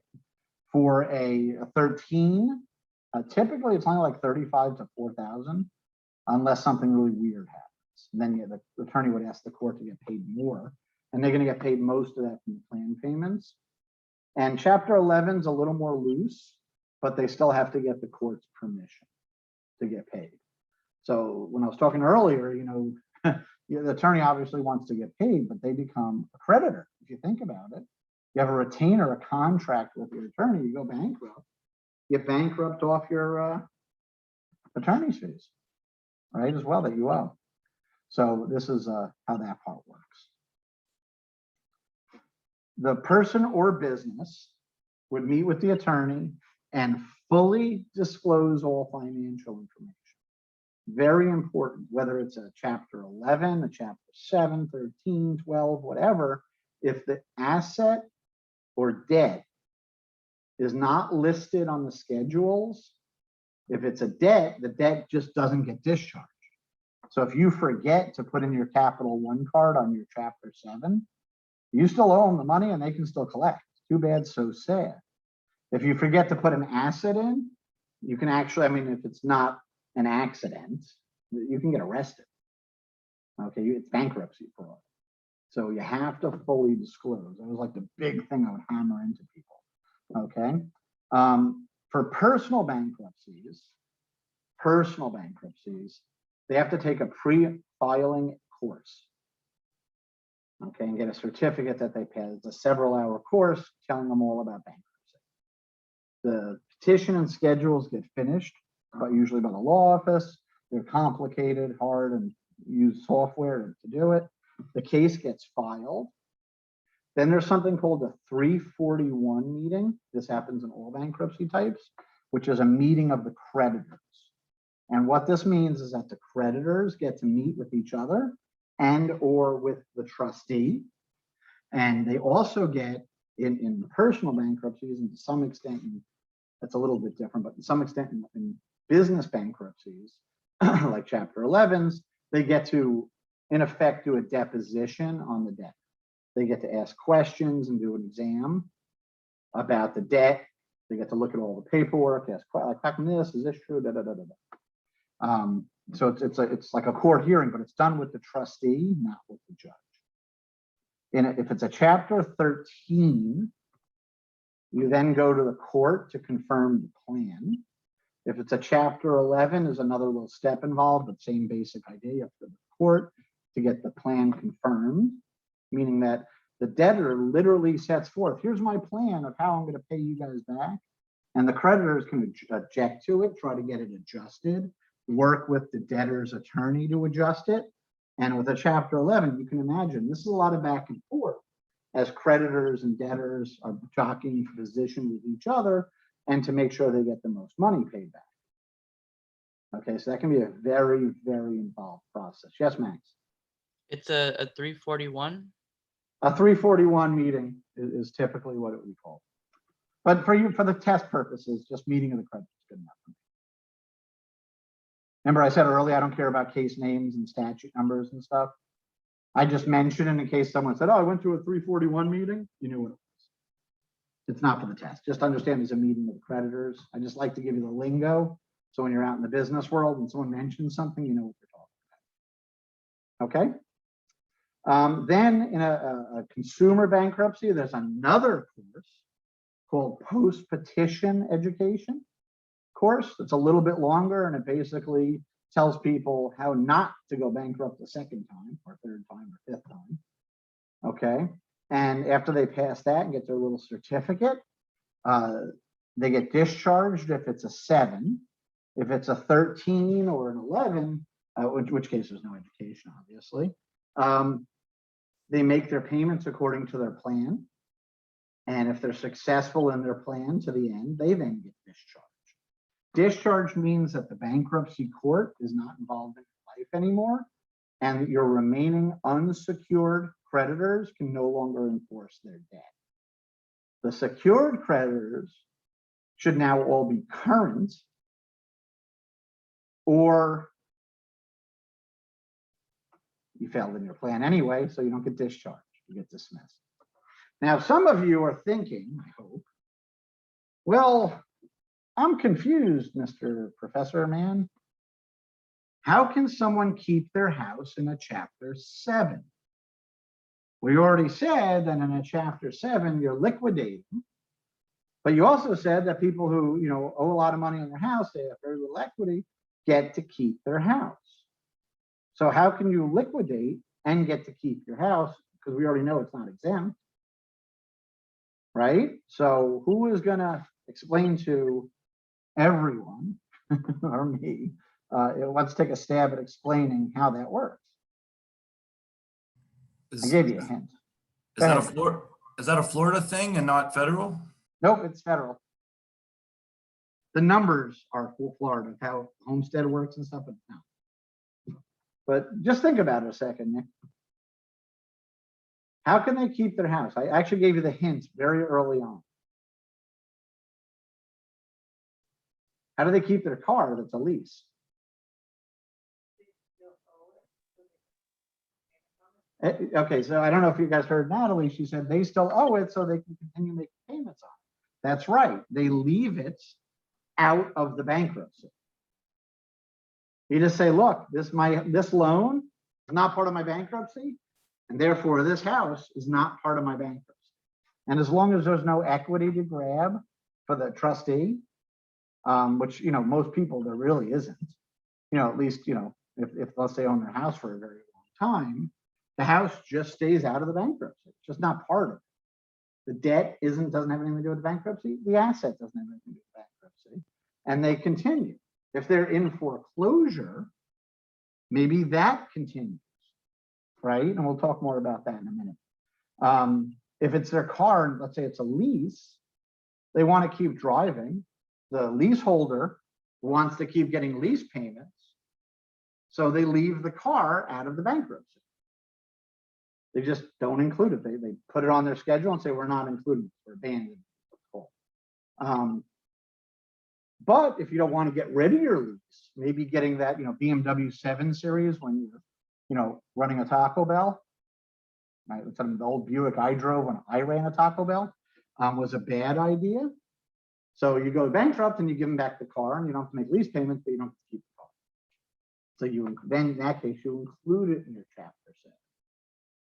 And I loved my old Buick, so I'm not even complaining. I still miss that car. Any questions on that? That makes sense now? Remember you said if you don't put it in your bankruptcy, it just isn't dealt with. You have to report it, but you don't have to put it in for relief. That make more sense? Nick, you got that? That makes sense? Yes, thank you. Okay, good. That'll be like you, my test subject there. So the idea is you want to get discharged, not dismissed. Discharged good, dismissed bad. Okay. One of the biggest protections for everyone who files bankruptcy, whether it's filed against you involuntarily or whether you voluntarily file it, one of the biggest protections is called the automatic stay. And this is hardcore. As a creditor, you do not mess with the stay. So when you file bankruptcy, okay, all collection activity stops. There's a pause. It's like the whole financial world hit pause. If you're going to foreclosure sale at 10 a.m. and you get what's called a suggestion of bankruptcy at 9:59, you better get a hold of the clerk because you can get in trouble. There's a lot of trouble that creditors can get into if they violate the stay. The debtor can't sell their stuff either. It's a full-on pause. Okay, until that stay is over, which in a chapter 7 is typically until discharge, because everything's going to get sold by the trustee and everything else is going to be exempt. From chapter 13 or 11, it's until the plan is in effect.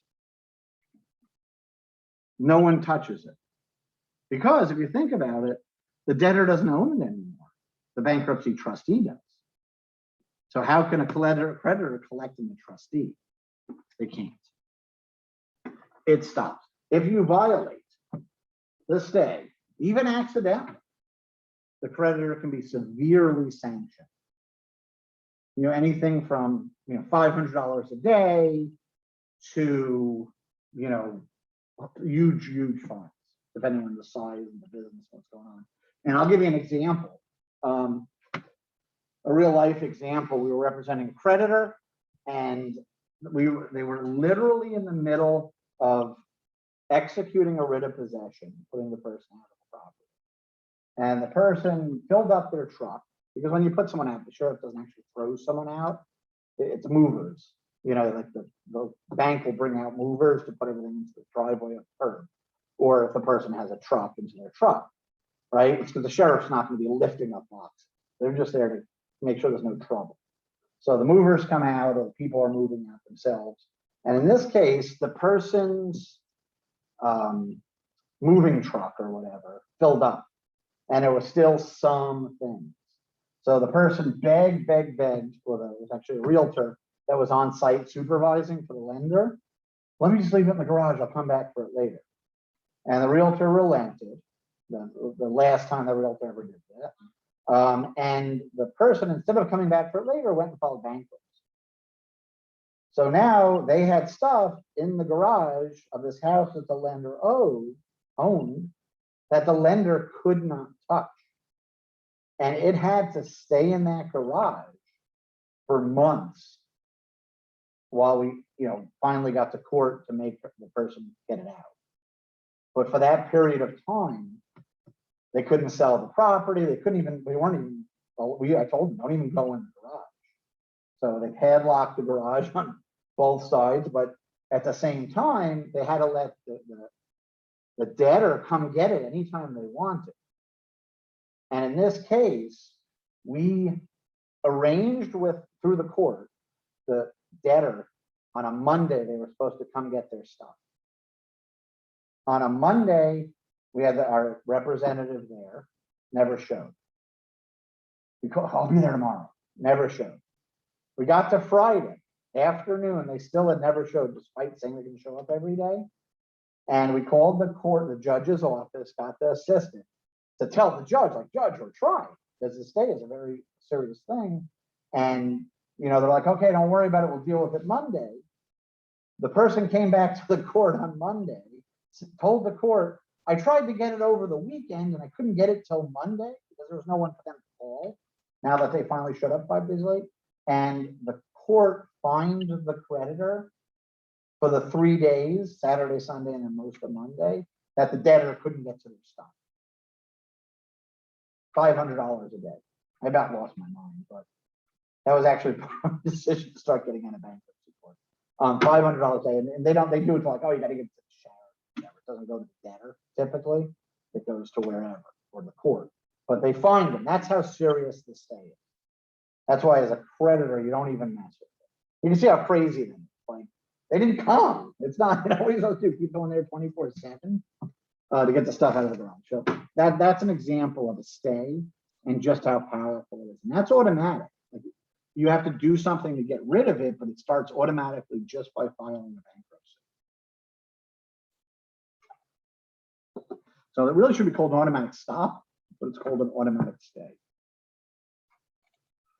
Okay, now the one last piece I want to go over is, before we get into the next section with bankruptcies, is that for creditors, typically the type of creditors that you're most likely going to be, secured creditors, you do have an option to get out of the automatic stay. So let's say that you work for a lender who's foreclosing someone's house or a business. The automatic stay goes into place, and there's no way. Like, this is the foreclosure needs to continue. It's just, they're not gonna be able to keep it. You know, it's just not financially viable. They're gonna do a 7 anyway, and the house is sitting and rotting, whatever it is, okay?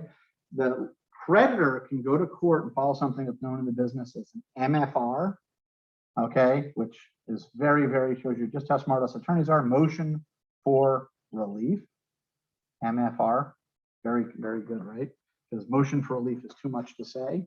They file a motion for relief from the automatic stay, where the creditor will go to the court and say that the stay is not only futile, but it's harmful to us. Please let us continue our collection activity. And any creditor can do that, of course, though they're hard to get. You have to kind of prove it's completely futile and harmful. So typically you'll only see that from secured creditors. Cars, houses, business property, like hard property, real property. You know, if Publix went bankrupt, the creditors, I'm sure that they're owed money on and have security interests on the produce, would go rushing in saying, look, the produce can't sit for 3 months. You know, that sort of thing. Files a motion for relief called an MFR. Okay, so we're going to finish up bankruptcy with this, with the MFR, motion for relief. Any questions on bankruptcy? And obviously that was a 10,000-foot view. So it may not have felt like it, believe me, it was. Okay, so we're going to take a pause, I think, at this point, and come back at 10 times it. I'm reading 10:58, 9:58. Why don't you come back at 10:10, 12 minutes? Does that sound good? All right, we'll see you guys in a few minutes. Thanks. Did you get my email? Oh yeah, yes, I did. Thank you. I was in trial most of the week, and I'll take care of it. I'll figure out what to do to make it work. Okay, and how was the? And thank you. Yeah, you missed it. You signed in a minute late. It got canceled because it was Johnson & Johnson. Yeah, they changed to Pfizer. Yeah, but my doctor, where I was going to get it, didn't have anything else. So I'm finding it again. I think I'll probably just do it here at the school. I think they're offering it again, the Pfizer. Yeah. Okay. So we'll see. You know, maybe they'll find Johnson & Johnson is safe. Who knows? all very confused. That kind of blew my, not being political in the slightest, but it blew my confidence a little bit. Because I had everyone kind of saying, get Johnson & Johnson, and you're hearing a lot of it's the safest one, and then they stopped giving it to people. Mhm. Oh, we got to check. Like, well, you were just telling everyone it was really safe. You And know? Moderna's where it's at. Yeah, I guess, That's what I got. realistically, Yep, I'll have to clear. get one. I'll have to get one, and I want to get one, but that's a little like, oh, everyone go get it. Oh, by the way, just, I don't know. To me, I use logic too much maybe, but it seemed like they were saying 1 in a million people, were having an adverse side effect to it, 1 in a million. And to stop the vaccine for the other 999,999, like most drugs, like regular drugs that we all take, blood pressure, cholesterol, whatever, they have a higher incidence of severe side effect than that. Mhm. So logically, my brain, I'm not being a conspiracy theorist or anything. I'm certainly not being political because I don't do that. But it made me think, like, what are they not telling us? They're not Like, if telling you're you a gonna- lot because my brother's 33-year-old girlfriend has never had a health problem in her life. She's vegan. She works out every day. She's super healthy. She is in the hospital right now, 9 days after getting her second shot for blood clots in her lungs. So And that's the second shot one. That's not even Johnson & Johnson. yeah, so personally I wouldn't get vaccinated. And I told my brother and her not to do it, and now they're crying to me that she could just die at any moment. No, that's scary. So I personally think it's disgusting, and I think that the fact that anybody would push this on anybody is like not okay. Like, it's my body. Like, you can't really tell me what to do. But I would be scared, Professor. I think you're right. I think they're not telling you a lot of things, and nobody just stops a vaccine for like 6 people getting. That's the part I don't understand, because like I look at other medicines. I'm more weird. Like if doctor prescribes me a medicine, I'll read the whole like prescription information, that little paper that comes in the box that you throw away. I'll read the whole thing. And I've read enough of them that I kind of understand them a little bit. If you look at the ingredients in them, like, they're not actually like made to be put into a body. Like, one of the first ingredients in the vaccines, like something found in Clorox. And I was like, I'm pretty sure my mom always told me not to ingest cleaning supplies. So I don't really know why I would put this in. Yeah. But on the flip side, like I look at my mother-in-law, who's not in her 80s. She's about to turn 80. And she got both shots. And after the second shot, she had a bad day, not terrible, just felt a little off. And now at least, when you're 79 years old, it's not a good idea to get coronavirus. No, I think that there's I look at that too. long-term side effects too. I think in 10 years, we don't know who's going to have cancer from this, or, different sorts of disorders. It just didn't really go through enough clinical trial testing. If you look at the research, all the 99% of the rats and ferrets died. So I'm a little confused why. I don't know. Yeah. There's a big here that there's a burning, I think everything becomes a weighing process. Like I know someone who, has lifelong gastrointestinal problems because of acne medicine they took as a kid, like severe missing work type of, problems. Exactly. That's why I think it's scary. We don't know what it's going to do to us. And I'm young enough that I don't really want to be sick in 10 years. Like, but on the flip side, I know people who died, personally know people who died from coronavirus, and personally know people who got incredibly sick from coronavirus. I've had it twice. It was. Everyone's different, same thing with the vaccines. I just wish, everyone's got to choose your right for themselves, what's right for them. I just wish there was more available information for those of us who wanted to review it. And there's not, because I'm telling you, I looked. I think it's hard for them to keep their story straight at this point. It's a little. Well, look, they're freely admitting this is on emergency use. That part they are admitting. It's on emergency use, and they're freely admitting they don't know. But at the same time, it's been more than a year. Like there should be some tracking going on to figure out, for the very few people something, and it is very few people, something is going wrong with. What do they have in common, et cetera, et cetera. And maybe they're doing that, but if one of you can find it, send me the link. I know I've. Yeah, I can't find it. But that being said, I'm 50 and overweight and, have asthma. So, that has to go into the weighing effect too. Like if I get COVID, which knock on wood, I don't think I have, but I don't know this for sure. It's not going to be good. I have all the. Do you think at some point they're gonna make it mandatory? And by mandatory, I mean pretty much. Well, the thing I wanted to add was that the airlines can't do that. It's illegal to make it mandatory. That should be wrong to force somebody to have a vaccine. Well, yeah, it's gonna be wrong to force them. Like, I don't think they're gonna make it mandatory, but. Right, but basically you're telling me I can't come on your flight if I don't have a vaccine, and that's complete nonsense to me. Nova's trying to make it mandatory. Like, get out of here. Like, You don't know if it can bring out a cancerous gene in 10 years. Each shot has lithium, that's liquid metal. Okay, this is nonsense. You know what? I don't even take a Dominique, shot. I wouldn't do that. The thing you're missing here is that, yes, they might not, no one, like, the government can't make it mandatory, obviously. Even if they did, I don't think it's Right, so the airlines are gonna do it's it. mandatory, but again, individual businesses can, just like you can say, I don't want to take vaccines for your personal reasons. Of course they can make it whatever they want. They can say, well, this is my business. I don't want you coming here if you haven't had the vaccine. Right, so that's a smart business strategy to lose the business, because a bunch of people will go to a different airline rather than just drive or something. Well, You're of gonna course, lose and the business risk for comes. flyers. My only thing is, I'm thinking that they won't make it mandatory per se, like mandatory, but they would say, well, make it difficult for you to do anything else. Like, example, get on a flight or get a driver's license or do anything. Like, you don't have to take the vaccine, but we're not going to afford you all these other things. They can make it as difficult as they want. The people that are on the side of no vaccinations have other ways of doing things anyway. We always have. We've always been on the enlightened source path, and I'm just not on the path. My concern is to being forced to doing something and you don't know the long-term effects of it. No, and I I do some business like internationally, and like, for example, I have to go to China, and the reason I'm stuck, I can't go, is because China wants me to take their vaccine.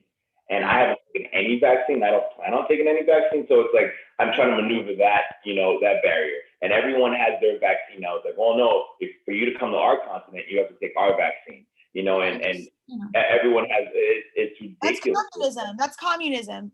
Yeah. It's like California. For me, my only opinion is that a vaccine is my mask, and that's it.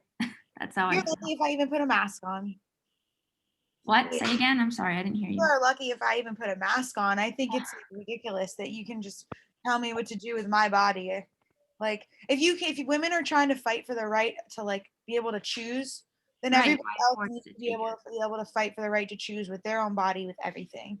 And I think it's a really sad world. And I think that people that are just like, oh, let me go get the vax because that's what they said I need to do, their eyes are shut. They're unconscious. They're unconscious people who can't think. You just have to read and what's really in it, and if that's a good choice for your personal health and what it can do. Let me ask you something, Juliet, because I mean, obviously, I'm very, I don't agree with forcing people to take vaccines, and I'm personally still on the fence about it, and I don't really want to do it. But as far as the whole mask, I know there's a couple of states that have like said, hey, you don't have to wear a mask and stuff like that. But for all intents and purposes, it has been proven that it's passed on through, like being around people who have vaccines. So for someone as healthy as us, like I've had COVID already as well, and have antibodies, right? Exactly.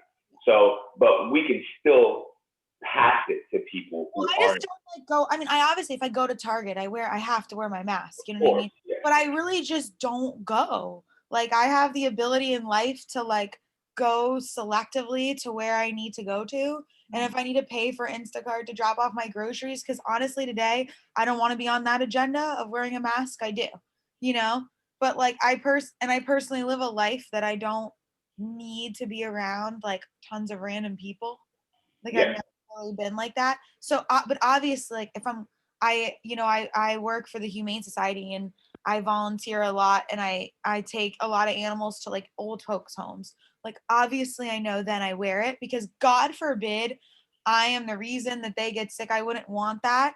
Like I know I'm good because I'm healthy. I have a clean diet. I'm super healthy.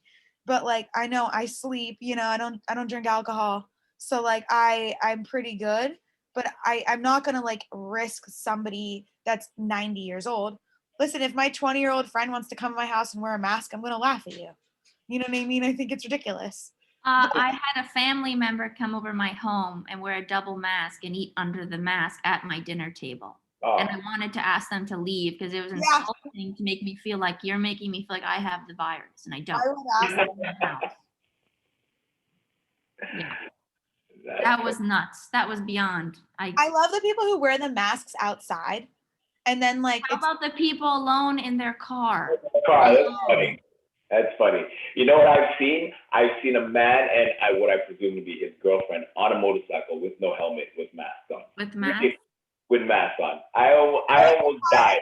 I was driving and at the red light, they pull up next to me on a motorcycle, mask on, no helmets. I was like, yeah. Well, all I'll say is I don't think, I never thought society was as crazy as it is until this past year. And they can't think for themselves. They really can't. We're not worried about wrecking this motorcycle. We're worried about Corona. I love the people that ride the motorcycles with no helmets on. Those are probably the same people that drink soda and eat McDonald's every day and got the Krispy Kreme donut because they got their vaccine. And they're going to die from that a lot faster than they're going to die from coronavirus. That is hilarious. Eat some salad. You know, it's a lot. There's a lot of talk about this whole thing, and I have a huge part of my family is from Cameroon and Central West Africa. And it's funny, last year, the whole 2020, when a bunch of people were dying here in the States, Cameroon was Cameroon's right next to Nigeria, Central West Africa, and there were like 400 cases, and there was 0 deaths, right? So now, where apparently things are actually getting better on the West, over there, people are starting to die. And there's this initiative with vaccines coming from China, and they're flooding like the African countries and trying to give people vaccines. And Africans are like, no, we're not going to take your vaccine. You're trying to wipe us out. You know, so I discussed this with a lot of my friends who are still back home, and it just seems like every hospital is trying to force these vaccines on them. how about that the vaccine only lasts for 6 to 7 months? What next? I have to get it again? It's all a hoax. It's all ridiculous. There's not enough study, stupid, really. I know. I think it'll as more and more time goes by, obviously more and more information will come out. I think it's unrealistic for anyone to think that something as simple as a shot is going to reduce all risk, because everything you do in life involves some level of risk, whatever you eat. I believe maybe Juliet a minute ago said something about McDonald's and salads and stuff, which I agree with. Obviously, you should try to eat healthy, though I don't always model that. Obese and disgusting. However, I'm a little older. I remember the apples with the pesticides, and people were getting sick from eating apples without washing them. I don't need pesticides. No, exactly, but no one knew they were. So what is it that we are? You get organic, but it's everything. And also, you have to believe, you have to really look into things. Like, just because Whole Foods says it's organic, it's not necessarily organic. Like, I remember, I think it was 2 years ago, because it was before the pandemic. Like, a tester went into Whole Foods and tested, I think it was 90% of their products, and a lot of them came back that they actually weren't even what they said they were. And so I think it's really important. I've done a lot of studies in previous education classes on the Amish and how they have 0, not point anything, 0 cancer rate in their community. And it's because they farm and grow everything themselves, and they don't use electronics. And so there's not a lot of radiation, and they don't use pesticides in any of their food, and they reuse their compost as fertilizer and things like that. So I think it's really important, not only as a society to it's bigger than the vaccine. We really should understand where what we're putting in our bodies really coming from. Yeah, I agree. And if you have the ability to do so, one of the things about pesticides and GMOs and all that is without, pesticides or, genetic modification of certain food supplies, there'd be a lot of people dying of starvation in the world. And the point isn't really to argue the individual point, but just to realize that every choice, whether to get a vaccine, whether not to, how to deal with coronavirus, how to deal with this, how to deal with that, there's always a counter consideration and a price. Nothing is free. we seem to live in a society where we want to get the benefit without paying the dues. And no matter what it is, that's not possible. It's not possible. It's just not. It's just not realistic part of life. And, you know, in a business sense too, it's like you guys are here, as we're coming back into class, you guys are here paying a price. You're paying a money price. You're paying a time price. You know, you're putting to some extent your career a little bit on hold as you're getting more educated. And you're doing it for the benefit of what it's going to get you, you know, both personally and professionally. So, you know, obviously as master's students, which is something I have just immense respect that you're doing, and not so much, though, also for the education itself, but more for the confidence in yourself, the foresight, you know, and the belief in bettering yourself at a cost is good for you, you know, and then carrying it out. You know, that's the benefit, that's the cost. And in this, you have to take that, I feel, that same calculus and apply it to so many things in life you don't even think of. What's the cost? What's the benefit? Which is better for me and for those around me? You know, not politically, but obviously you guys have already thought about that, or you wouldn't be doing this program or any program like it. So, you know, good on you for that. That was very interesting, and I'm glad it didn't get political. No politics. I don't want to get involved in that. But it's it's very interesting for me, at least, to hear what people's thoughts were on it. And, you know, like, I guess as a last thought, like, you know, we all got vaccines as kids, or the majority of us, and flu shots and whatnot. So it's a big, not all of us, but most of us, sorry, most people, and it's generally accepted. It's been a big debate before this, and certainly is now. As well. And I guess, like most debates, it'll just rage on for forever with people having different points. But it's nice to hear you guys having some different viewpoints and discussing them nicely and calmly and politely. It was very, very nice for me to hear that. So thank you for that. I thought that was interesting. Okay, back to it. Back to real estate. You know, hopefully no one was offended by anything. So I stepped out for part of it because I had to use the facilities. So hopefully I didn't miss anything that invalidates what I just said. But if I did, I didn't hear it. That being said, I want to just throw out at a private message. I've gotten a little bit of the bonus project, the extra credit back already, and very, very, very impressed with the results so far. It came to me, I guess, in Canvas email. Get it to me however you want. Canvas, the Canvas email is fine, regular email is fine. And, you know, giving a choice of formats, you know, Word, PDF, and parts of it in the email even is fine. Just, again, I want to see, and I think, I forget who said it, maybe it was Desiree, said, you know, I forget, I don't think it was now. It's just an alternative way of you showing me that you're picking up what I'm putting down, that you're understanding the concepts and ideas and some of the specifics, but, you know, the extra credit part is for parts of this, you got to go outside of what I'm teaching you a little bit too, in order to accomplish it. So that you're using the information. But remember, this was just because you all asked, and it's not required for your grade. It can only just help it. While you got my attention on that, does anyone else have any questions in the bonus project?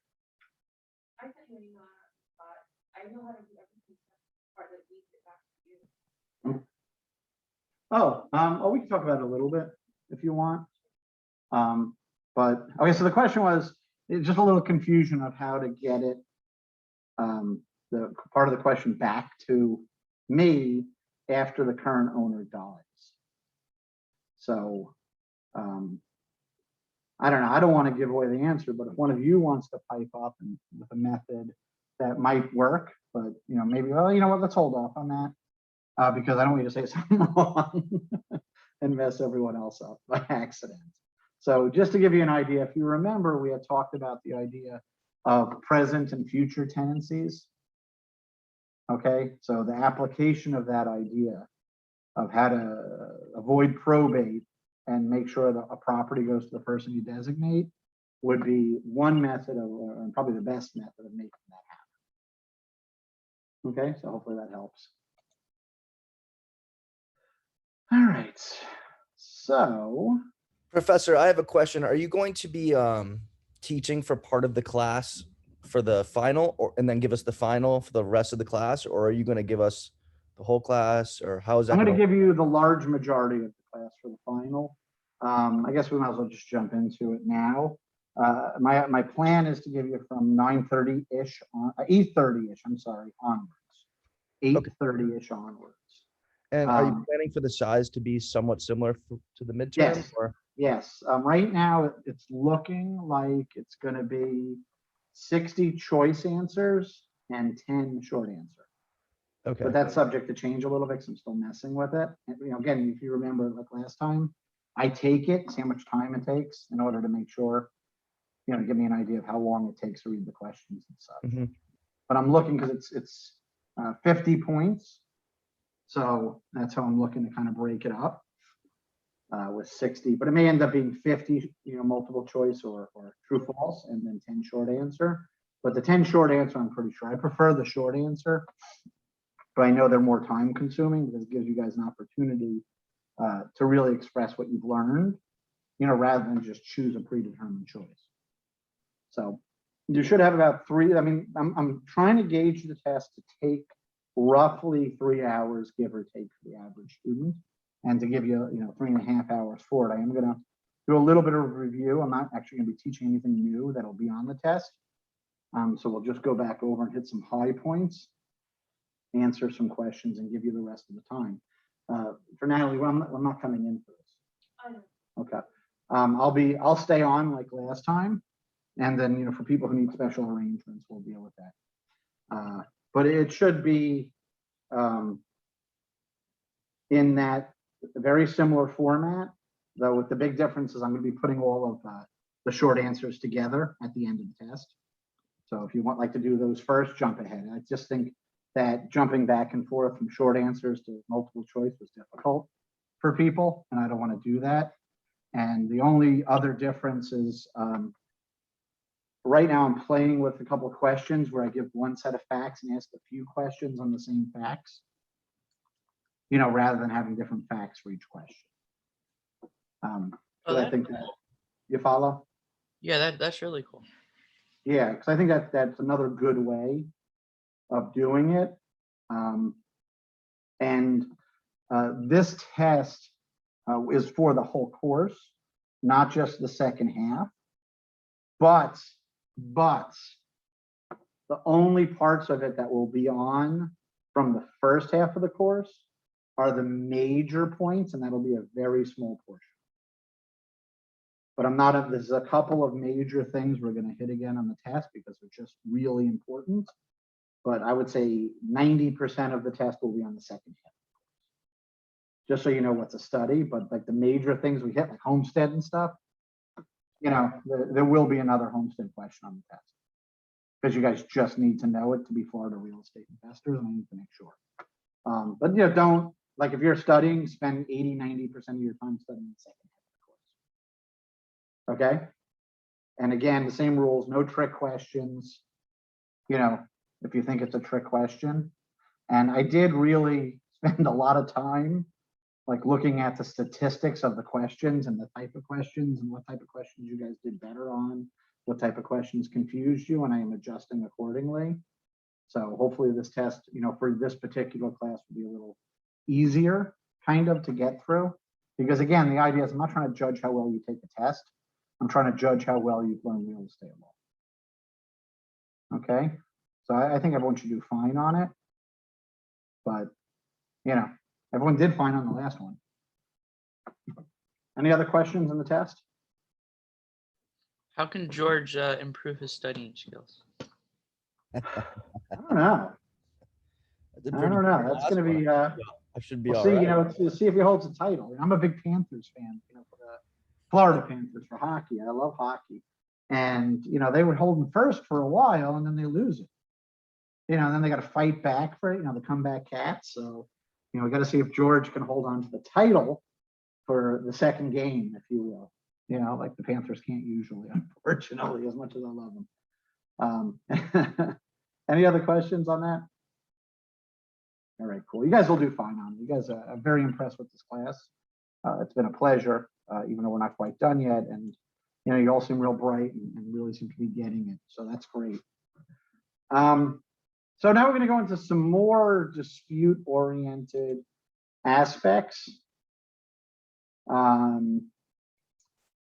regarding real estate. Okay, we're going to go into evictions, ejectments, and unlawful detainers. Okay, and we're grouping them together for a specific reason, because they are. Are you on screen? Okay, good. They're there because they're all similar concepts that play into it. Bear with me 1 second. I'm so sorry. Still not 100% used to this computer thing. You know, the Canvas and Zoom and all that.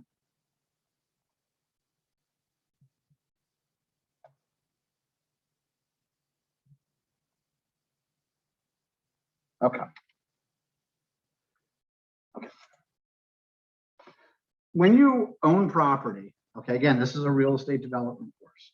When you own property, it seems very simple to say, look, if my, you know, retail tenant doesn't pay me, I'm going to get him out. If my residential tenant doesn't pay me, I'm going to get him out. Okay, and it seems simple, but there's a lot more to it than that in real life. Okay, there's risks to enforcing your rights in everything. You know, I actually talked before, you know, life is always a balance. You know, we got to weigh risks and rewards, and there's risks to enforcing your rights. So there's very few people who were engaged in the foreclosure business, you know, enforcing mortgage rights, who didn't learn that a small minority of exiting residents will flush a bag of cement down the toilet. And for those of you who don't know, and hopefully I'm not teaching you anything bad, because most people in the biz know about this, if you flush cement powder, you have to replace the pipes. That kind of goes, you know, it turns into cement. That's bad. We had one person take a jackhammer to the inside of their house as they were being foreclosed. A jackhammer, walls, ceiling, floors. It had to go down to the studs. Okay, some people do that. It's rare, and other people, like literally, they get foreclosed. They turn over the house. It's like they sold it to their brother. It's spotless. They fix stuff for the next person. Because realistically, another person's going to own it. That's who you're messing with, not the bank. They don't care. But the same thing can happen where people damage a property as you're evicting them. Sometimes just through carelessness, sometimes through vindictiveness. Okay, so whenever you enforce your rights, you have to understand some people suck. You know, like everyone has their own perspective. You know, it's not, oh, I didn't pay my mortgage and, you know, they want their collateral I agreed to put on the line back. It's, you know, they're out to get me personally. Bank of America decided, you know, I have a target on my back. And, you know, for all I know, maybe that's the case, but in my experience, you know, Bank of America, Wells Fargo, they don't know who you are. They don't care who you are. You're literally a number and you're not paying your bill. So you get fed into the same system as everyone else. Right, wrong, or indifferent. I'm certainly not standing up for one side or the other. They're both valid viewpoints. But what's important for you all to understand that there's risks to enforcement because how people feel and how people act, whether it's just carelessness. And there's risks to non-enforcement. Also, Max, you have a question? Oh, a jackhammer. A jackhammer. Why would Yeah. they risk their safety that way? Exactly. I don't know. Oh. It was something though. It I've had was something. squatters destroy a house before. Squatters will destroy They're households? being foreclosed on and they just didn't want to leave, so they really just damaged everything. Yes. And take stuff. Yeah. You know, I mean, I can half understand why someone might take a refrigerator. I can't understand why someone would take a toilet. Like just a regular $30 in Home Depot. And who wants, what do you do with it in the meantime? Why would you want to use toilet? But I've seen it. you know, everything to from, you know, closet rods, you know, that you hang the simple piece of wood, you know, and to a jackhammer. And again, I've had other people I see where they just leave the property in such pristine condition, they take care of it. The biggest one with foreclosure though, is lenders who wait too long. And what happens if someone stops being able to afford their house or paying their rent, whichever the case may be, they generally stop maintenance. So even if they don't intentionally try to damage the property, just through neglect, it gets damaged over time. And this often becomes a very bad thing because then they get a loan modification, you know, and they get to save their house, so to speak. And now they have a house that hasn't been maintained in 5 years. So, you know, I don't know whether it's a horse or a cart or which one goes first, but be aware that, you know, as a real estate developer, if you go to evict somebody or otherwise enforce your rights, there's a risk to that. Okay. And the risks are damage, which jackhammer, right? None of you will forget that. And it's true. That's the worst part. Unbelievable. It was so weird because it took us a little while. When I went, I had to go see myself on this one. You know, when I heard about it, it was in Broward, and I went and looked, and we couldn't figure out what it was at first. There was just these weird holes in the tile, in the concrete, in the counters, in the walls. And eventually it was figured out it was a jackhammer. One of the neighbors heard it. With a jackhammer. Anyway, decrease in value of the property, blowback of other types. You know, maybe they countersue you did something wrong. Maybe they countersue you and it's not real, or you didn't do everything right as a landlord. You know, residential, whatever. And then obviously the cost of fixing it and turning around the property. So like, is there default? Maybe they have a minor default, but you shouldn't evict. Maybe there's other action you can take to try to fix the situation. You know, if you have a tenant who stops paying during COVID when you can't evict, let's say residential, you know, is it better maybe to cut your rent than get none? You know, try to work with the person. What's going to be best for you? So whenever you look at this, you got to look at what's going to be best for you. But also on the flip side, people who are having money problems, businesses who are having money problems, pay the riskiest creditors first. The creditors that can do the most immediate harm always get paid first. So if you want to make sure as a creditor, landlord, lender, whatever it is, that you're going to be the one getting paid, you have to make sure that they understand that you're going to be more painful to not pay than the other people.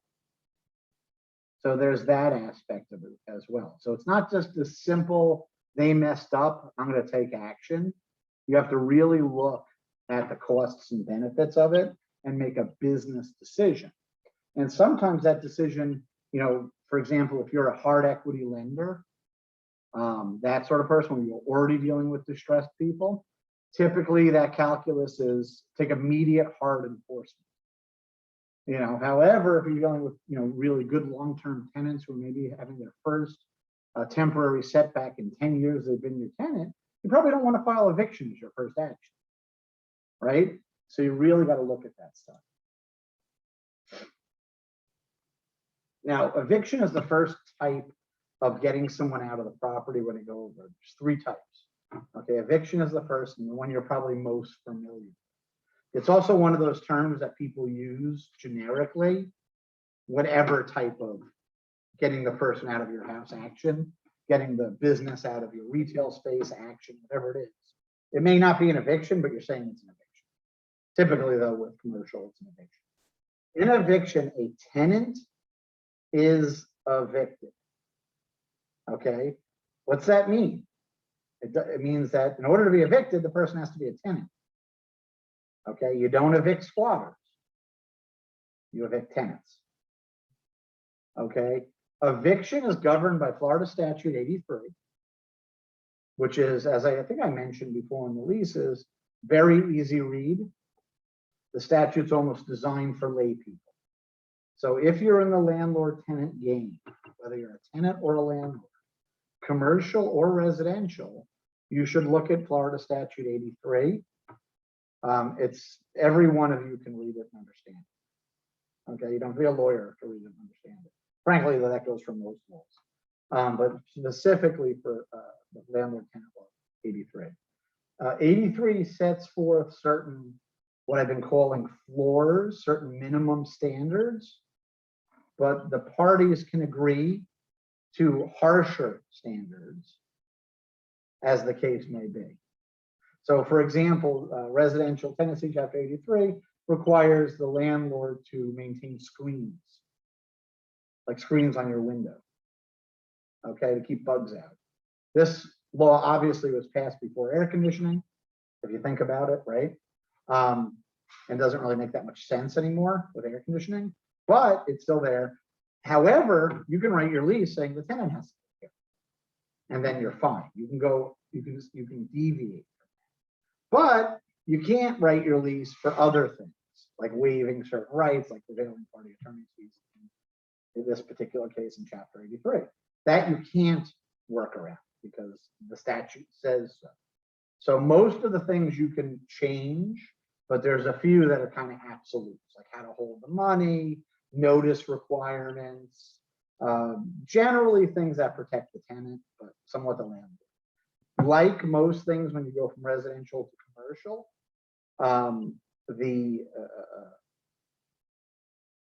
I'll use the word prejudice changes from tenant to landlord.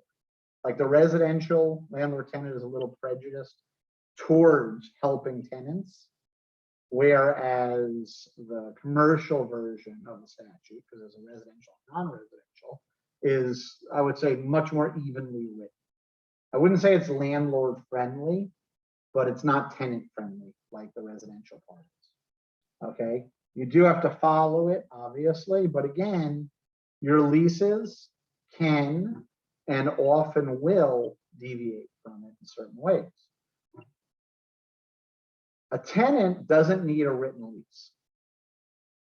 Okay, you can have a verbal lease with somebody, in which case, for the most part, it's going to be what's in the statute that governs.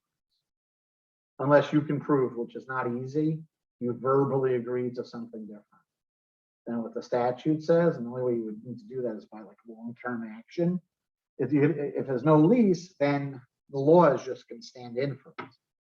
Okay, so it does usually involve a written lease, but it always involves a lease. It's just sometimes verbal. Okay, you need a lease to have a tenant.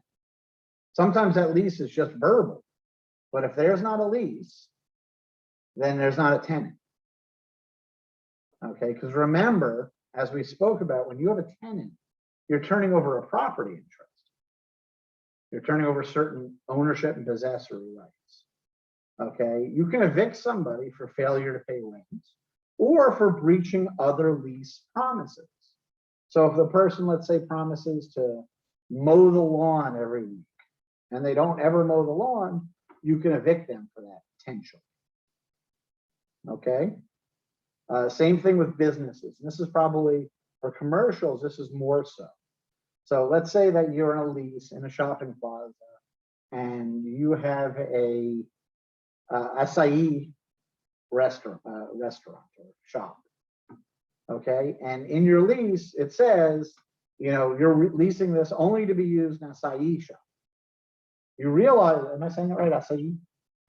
You realize that acai is not the source of your future wealth, like you were convinced at that trade show in Vegas that it was, and you decide to turn it into a boba tea shop, which clearly is the rage for all the kids to have those little tapioca balls stuck in their throat. My daughter loves those things, okay, but not the acai anymore. So you turn your little shop in the strip mall into a boba tea stand instead of an acai stand. Okay, your lease, however, kept you as an acai, and there's already a, I think they're Japanese boba tea. There already is a Japanese restaurant in the plaza. They have an exclusive. You can be evicted for that. You broke your promise. You were there to rent for acai. You're doing boba tea. Doesn't work. Okay, your boba is not their acai. Okay, I think I kind of beat that little joke to death, but you get the point. It doesn't have to be for failure to pay rent. It can be for other material breaches. I'm sure you remember, or not, material and immaterial breaches. So, whenever you're in a contract, you can have an immaterial breach. You can break one of the promises, but it doesn't really have any negative effect. It doesn't really matter, and it's fixed. It's overlooked. It just doesn't matter. You're supposed to pay by check, and you've been paying by money order, and the landlord never said anything. They can't all of a sudden say, "Oh, okay, I'm evicting you because you're paying by money." It's immaterial. Still keeping your promise, just a little different.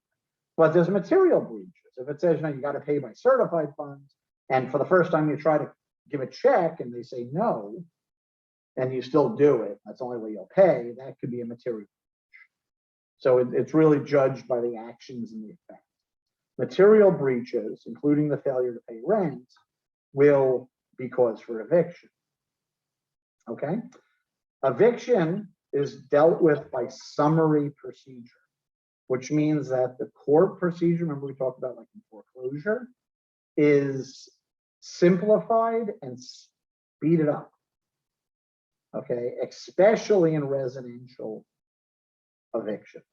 So they go, whereas a typical lawsuit can take 1 to 2 years, a typical eviction, takes usually less than 2 months. If sometimes not, if not sooner. Okay. And as we spoke about the tenancy, which is the key to an eviction. I mean, everyone should really make a note of that. That the key to it being an eviction is that there's a tenancy, there's a tenant. Okay. And there is a lease, sometimes verbal. So there's a tenant. They kind of go hand in hand. You must first terminate the tenancy before you can evict somebody. You can't start with an eviction. You can't evict somebody with an active lease. You first have to terminate the lease by the terms of the law or the agreement. Then, after the lease is terminated, you can ask the court to evict them. Okay, for failure to pay rent, residential, and for most cases commercial, but definitely residential by law. As you know, you send in a very specific form to pay your rent in 3 days, to catch up just on the rent, not late fees, et cetera, but just the rent within 3 days, or the lease is terminated. Pay rent or quit. Quit meaning get out. Okay, that obviously doesn't mean you can go in and move them out the next day. It means that their lease is terminated and you can now sue for eviction. If it's non-rent, typically it'll be 7 days. You're breaking a material covenant in the lease. You have 7 days to fix it, or we're going to terminate your tenancy. After and only after the tenancy is terminated, can you evict. If you file an eviction without first terminating the tenancy, specifically, it's a legal requirement, so it has to be followed. Then not only can the eviction be thrown out, you will most likely be held responsible as a landlord for their attorney's fees. Do not ever be involved in evicting somebody without terminating the lease first. The penalties can be expensive. What needs to be done? What needs to be done for a lease tenancy to be properly terminated? Like specifically, it depends on the tenancy and the route.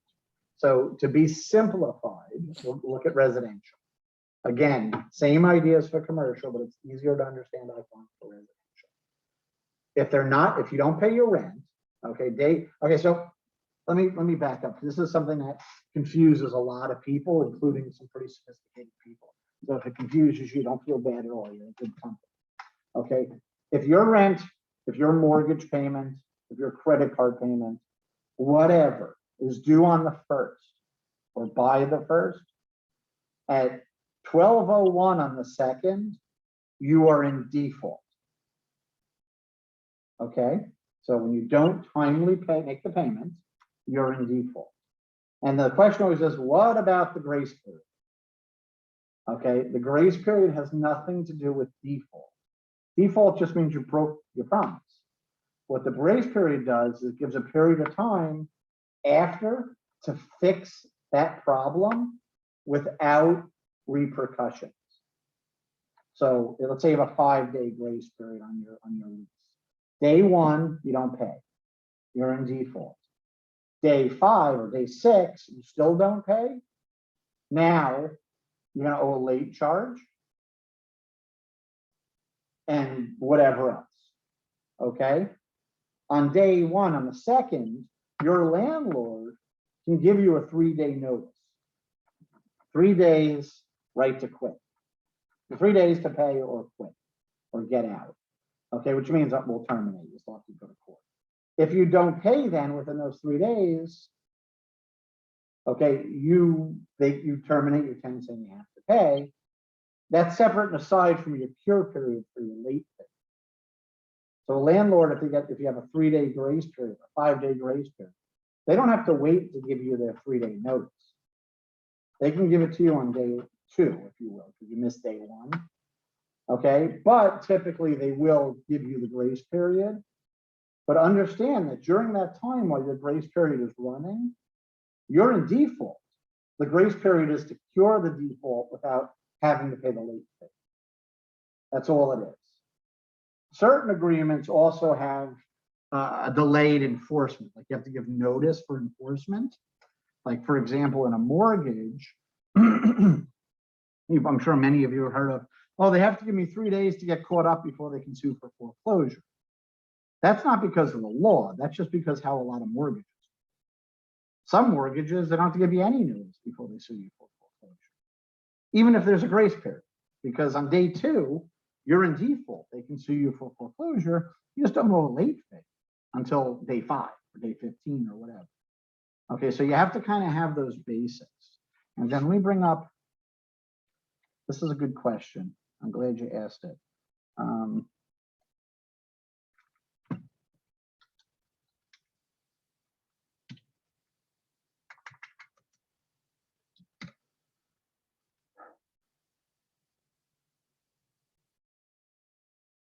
Switch my screen share.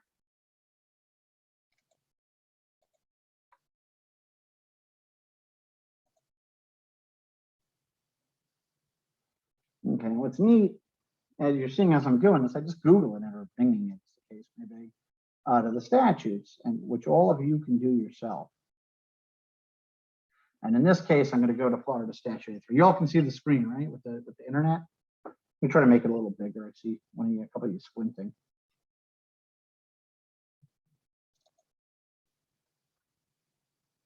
Zoom.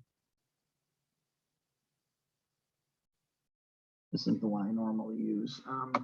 Here it is. Is that a little better? You guys see that a little better now? I hope. Okay, so you get to chapter 83, landlord tenant. Okay, it talks about non-residential tenancies, part 1, part 2, residential tenancies, part 3, self-storage, self-service storage. Okay, those are the 3 pieces to it. We're not going to go into self-service storage. Okay, if you jump over to 83, you see just a short collection. This is a short collection, believe it or not, of individual statutes dealing with it. Now, if you remember, I mentioned, not on the test, but Florida has a wonderful law, which the federal government had, that each statute can only address one thing. So that's why it's all broken out. Okay, so for example, you're going to have, what's included and what's not included. What are the definitions? What's unconscionable? In other words, you can't put in. What can't you put in? Who gets attorney's fees? Everything is in here that you need. Okay, right down to prohibited practices, casualty damage, which we'll actually talk about more in a minute. Defenses to action for rent, procedure, when to sue, holding over, all the things we spoke about. Okay, including 8356, which is what you're asking about, terminating a rental agreement. And what you would do as a landlord, let's say in a residential, is you would look down to the appropriate section of the statute. Okay, it's very specifically, if the tenant fails to pay rent when due, and the default continues for 3 days, excluding Saturday, Sunday, and legal holidays after written demand, delivery of written demand, delivery, not mailing, delivery of written demand by landlord for payment of rent or possession, the landlord may terminate the rental agreement, the tenancy. Legal holidays are court-observed holidays only, which are not federal holidays, court-observed holidays, a lot less of them. The 3-day notice shall contain a statement in substantially the following form. Whenever you see a statute say shall, that means must. May means you can, shall means you must. Okay, and if it says anything, contain a statement in substantially the following form, it means cut and paste this. Really, you can make it look pretty, but cut and paste it. Okay, and this is why every 3-day notice for residential employment is pretty much the same. You are hereby notified you are indebted to me the sum of $1,000 for the rent and use of the premises at 123 Main Street, now occupied by you, and I demand payment for rent and possession for 3 days, excluding Saturday and Sunday, from the date of delivery of this notice, to wit, on or before, I don't know what day today is, it's Saturday, on or before the 25th. Okay, and you stick it to the door, the staple gun or tape or whatever, and you're done. If you mail it to them, you got to add 5 days for mail. Okay, but just post on the door. If they don't pay you, and you're only asking for rent, not late fees, not extra charge. If they then do not pay you, you now can terminate their tenancy and start the eviction process. So the notice we're talking about is just a piece of paper with this on it, slightly more complicated. That's all it has to be. If the tenant is not doing something else they're supposed to do in the lease, okay, but it's not rent, it's other things, then it's a 7-day notice. Examples, and this is why I said this statute is so friendly. I'm looking here. Examples of such non-compliance include, but are not limited to. Now see those words? I'm going to give you another little non-test hint. Whenever you see the word include, lawyers almost always follow it, but are not limited, including but not limited to. The not limited to doesn't mean anything. When you say include, it's an example list. Other things can be included. That's what include means. But you'll always see it with not limited to. Include, but are not limited to, activities in contravention of the lease or this part, meaning they're breaking the lease or breaking this section, the 83, such as having or permitting unauthorized pets, guests, or vehicles. So if a lease says no pets and they have a pet, you can evict them. Vehicles, you're allowed to have 2 vehicles. They have 3. You can evict somebody. Parking in an unauthorized manner or permitting such parking, failing to keep the premises clean and sanitary. Okay, and you give them 1 7-day notice. If they fix it, okay, we got rid of the pet, and then the non-compliance reoccurs within 12 months, the eviction can just start without another notice. So people get 1 chance to fix these other promises that they break, besides rent, every 12 months. That way people can't do it and get it out, do it and get it out, do it and get it out, just once. Okay, rent, on the other hand, you got to do the 3-day notice each time.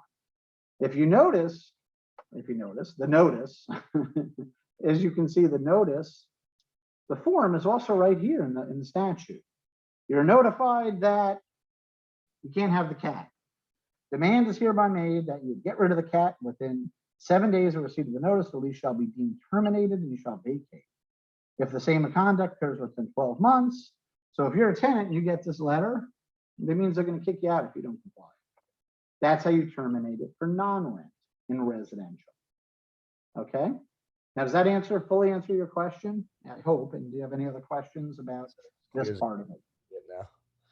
Now. Go ahead. I'm sorry, I didn't hear you. So yeah, that cleared everything up. Okay, perfect. So, and that's why I keep harping on this part in particular. You'll notice I don't say go to the statute on a lot of different things, but on this part in particular, like this is an instruction manual for landlords and tenants.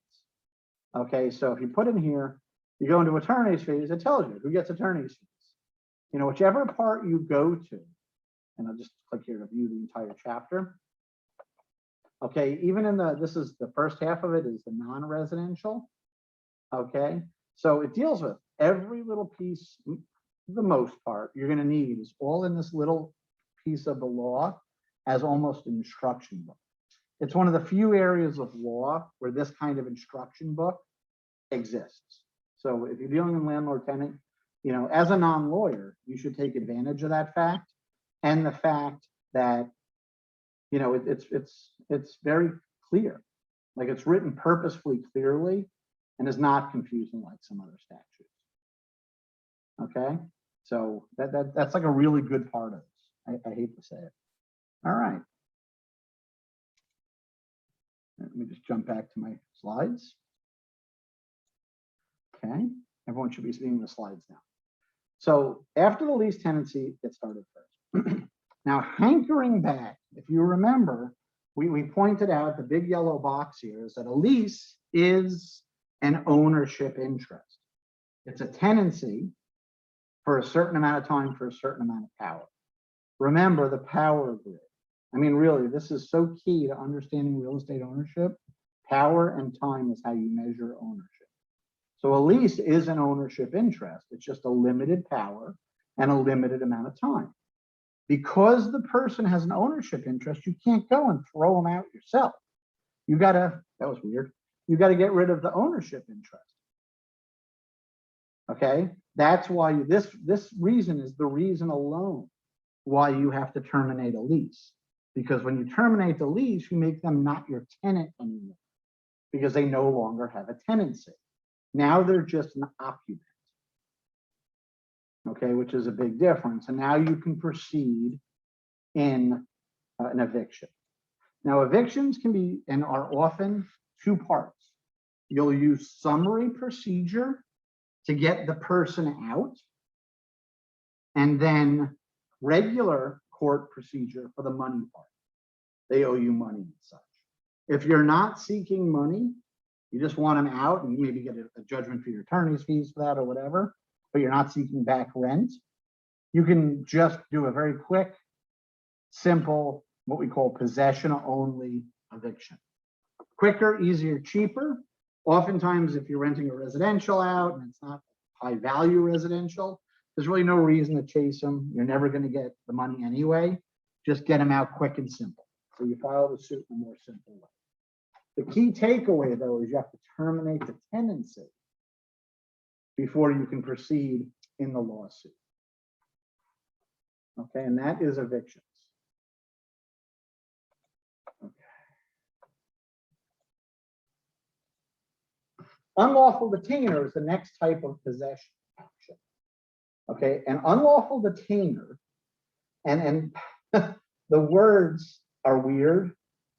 Like what? Unlawful detainer? But think about it. They're unlawfully, someone's unlawfully detaining, which is like retaining, but being inside instead of outside.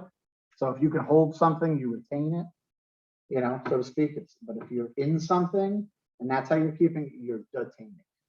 Just so you understand. So it's just unlawful detainer. Someone's staying in something of yours, using something of yours without your permission. Even if they initially had your permission, they no longer do. You invite a friend over to spend the night, you crazy kids, and because they're a crazy kid, they refuse to leave the next day. They found it was a very good night and they've decided on their own without your consent to continue it forever. Okay, you would file an unlawful detainer action to get them out of your house. You rent a place under your own name, your boyfriend, girlfriend, or other friend moves in, things don't work out so well because you snore, they refuse to leave, the lease is in your name, or you own the property and they don't, unlawful detainer. Your children fail to launch. Right? That used to be a big thing, you know? I'm not going to pick on anybody, but one of you decides, yeah, I understand I'm 35, but I really like the way mom cooks breakfast, so I'm not leaving. Yet mom and dad want to sell the property and move to Port St. Lucie. Unlawful detainer for your kid. And before you joke, it's one of the most common types to get out a kid that fails to launch. The keys are no claim of ownership, no landlord-tenant relationship, no rent, no lease. If there's no claim of ownership, like I don't have any, this was not mine. Okay, in other words, I'm not a part owner. You know, you, me, and our other sibling didn't inherit this. You know, no claim of ownership. They don't pay rent. As soon as you take rent, they're a tenant or a subtenant, as the case may be. So if you're, you know, if this a crazy kid moves in and yeah, hey, let me cover, you know, part of the electrical bill for this week, and they give you $100 towards the electricity, towards the costs, and the next week you decide you want them out, you've missed your opportunity to do an unlawful detainer, and you have to use one of the other options. Okay, no landlord-tenant relationship, no lease, no claim of ownership. I left one kind of specifically off as a little bit of a test. So which one did I leave off? You guys all know. Who else should be on this list besides guests, exes, and kids?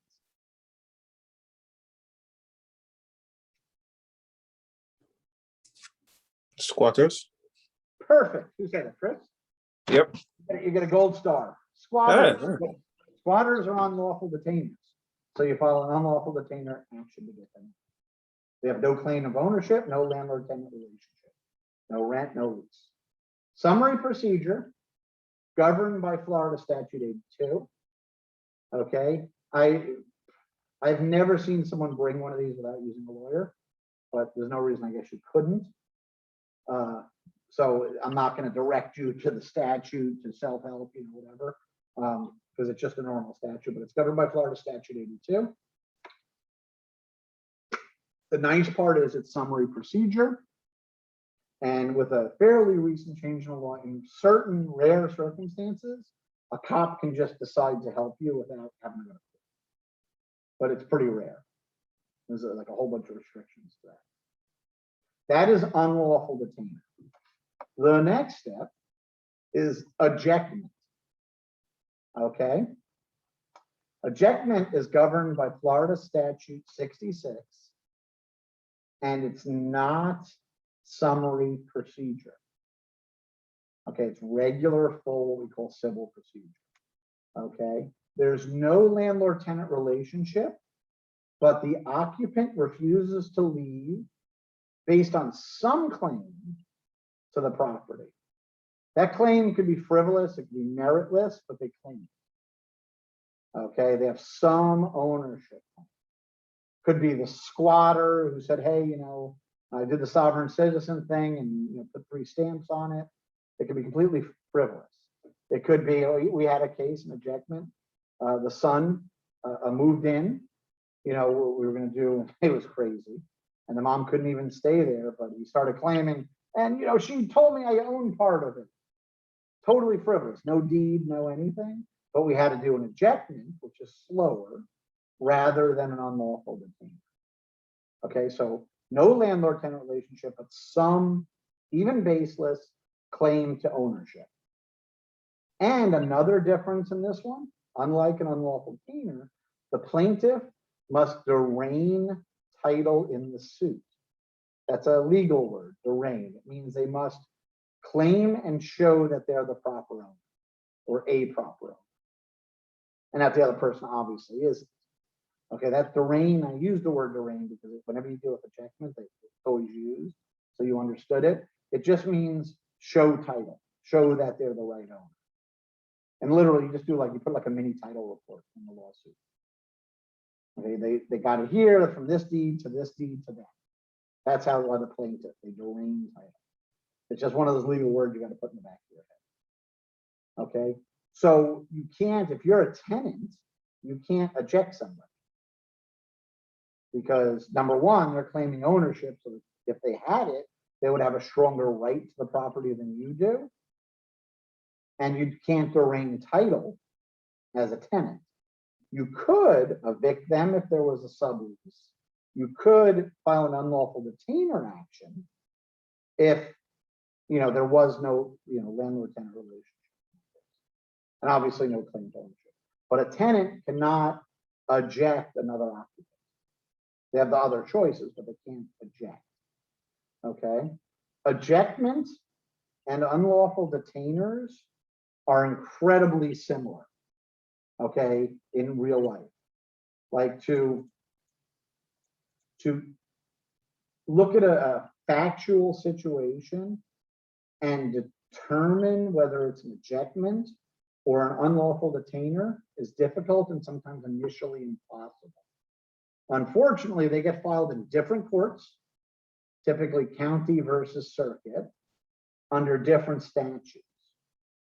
However, unfortunately, you often don't learn it's one of the other until the suit starts. So the law has developed that if you file an ejectment when it should be an unlawful detainer, or if you file an unlawful detainer when it should be an ejectment, the courts just switch it. They just stick it in the right court and you move forward. You just fix it. You don't lose the suit. You don't have to start over. It just gets fixed automatically, well, semi-automatic. Okay, they're so similar that even in actuality, factually similar, okay, that the courts will treat one as the other or the other as one and still provide the relief. Okay, so even if you mess up and do an unlawful detainer when it should be an ejectment or vice versa, it's really not that big a deal, except you may waste a little more time. Because again, sometimes you just don't find out about that ownership until you're knee deep in it. Okay, so while unlawful detainer versus ejectment is confusing, and most judges and lawyers don't even remember what the differences are, which is strictly ownership of some baseless claim to ownership, they're treated almost identically in how it works in real life. Any questions on the three types of getting someone out of your property? All right, good. Next, we're going to go over the breach. Give everyone a second to catch their breath. The breach of purchase and sale contract. Okay, PSA, purchase and sale agreement. Okay, just so you guys know, whenever you see a K from an attorney, that means contract. I actually did that on purpose so I can tell you that. So attorneys, shorthand contract for K. I have no idea why, but they all do. So if you ever get a note from your attorney and it's talking about the K, they're talking about the contract. Okay, if you see a little delta symbol, little triangle, they're talking about a defendant. Okay, just so you know. Though very few of us use the pi symbol for plaintiff, despite that, I don't know why, but I've seen one or two people do it. Okay, but K is contract. You will run into that in your career, and now you'll know. When you see PSA, you understand it's not a public service announcement or a test of your prostate, I think. It's a purchase and sale agreement. Yeah, prostates, yeah. Okay, under the FAR contract, the one we went over, it's dealt with under paragraphs 15, 16, and 17. Okay, under that contract, mediation is a condition precedent to the suit. If you remember, all conditions precedents to lawsuits must be met before a suit may be filed. That's what condition precedent means. It means something that must occur before the lawsuit. So the parties must attempt or go. So if one side doesn't cooperate, then they leave it. But they must go to mediation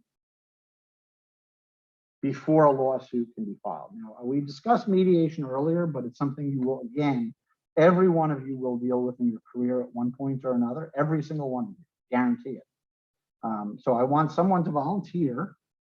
I feel bad when I have to pick people to tell everyone, hopefully, what a mediation is. Who wants to volunteer? Otherwise, I'll pick somebody. Wouldn't mediation be say is not going to court, but it's some type of legal process where the two parties can sit down together and hash out whatever grievances or issues that exist and try to come to some type of equitable agreement without it going to court? Mostly right, yes. That's a very good answer. Let me just add to it a little bit. First of all, it can be after the courts, not in this sort of lawsuit, but in most lawsuits, the court will require mediation prior to trial, even though the lawsuit's already pending, to try to settle the lawsuit. And you got the basic gist right, but what you described is what's called a conciliation. A mediation is the same thing, but it requires a professional, neutral party known as the mediator. And I happen to be a certified mediator. Any one of you don't have to be a lawyer to be a mediator. Take a 40-hour course and a test and become a mediator. Okay, you don't have to be a lawyer, though most mediators are lawyers. And you're a trained neutral whose job it is to be the diplomat between the two sides or three sides, whatever, to try to get them to settle the situation without the court having to do it for them. So you go run to one side and say, "Ah, they're saying this, and, you know, you got a really good case, but," and then they make an offer, "I'll give them 100 grand."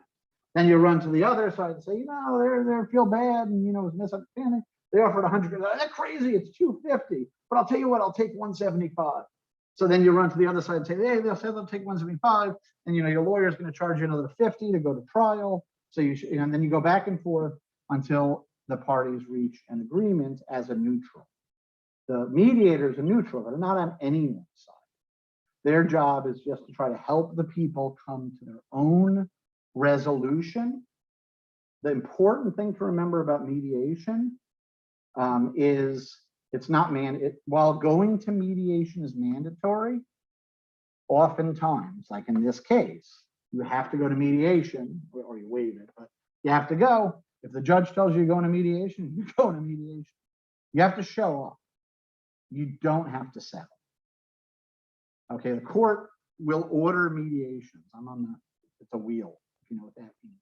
So, you know, every couple of days, the judge sets something for trial and says, "You've got to go to mediation by this date. And if you can't agree on a mediator, it's going to be Gary or whoever." Like, it's a wheel, you know, it's random. I'm sure it's qualified to be on it. And then if they can't agree on who to use besides me, I will do the mediation. And if one of them doesn't show up, they may lose the case right there. The judge may sanction them and just literally they lose.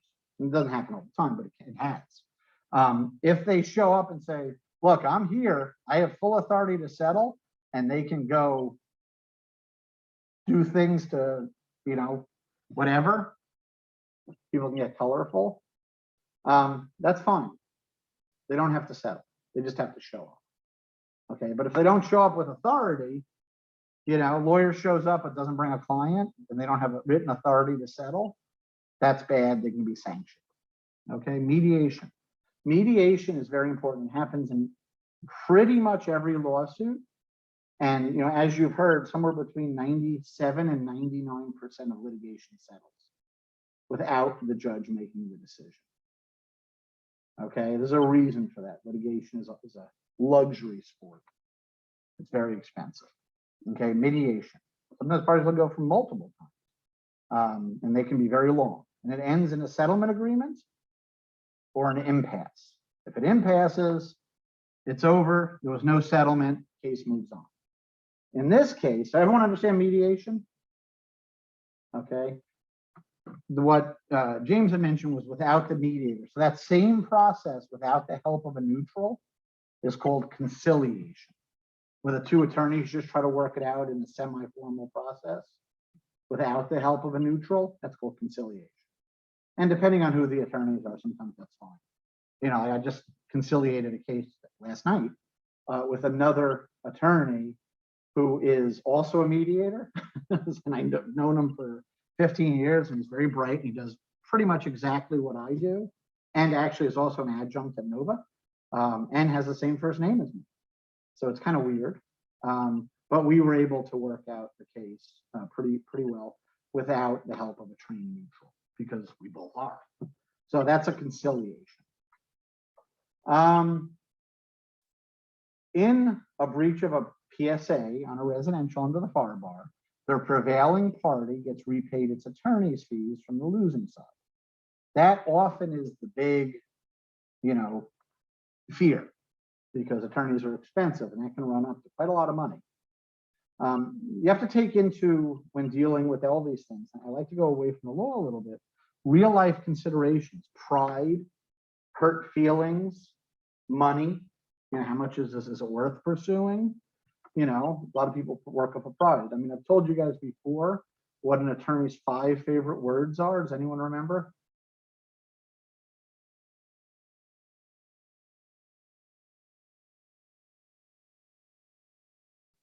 No one? Come on, you guys, now you got to know this. You can't ever say this to your attorney unless you have your checkbook in your hand and just want to hand over the whole thing. Somebody, attorney's 5 favorite words. Show me the money now. Wait, George knows his whole family's lawyers. You have a guaranteed outcome. No, that's you. If your attorney ever tells you that, run. Run. Run. Okay, no, it's the 5 favorite words of any attorney is, it's the point of it. What that means immediately translates in the attorney's head, means that I am getting a new Mercedes. Just don't ever say it's the point of it to your attorney. It just, their eyeballs, like in the cartoons, will turn into dollars.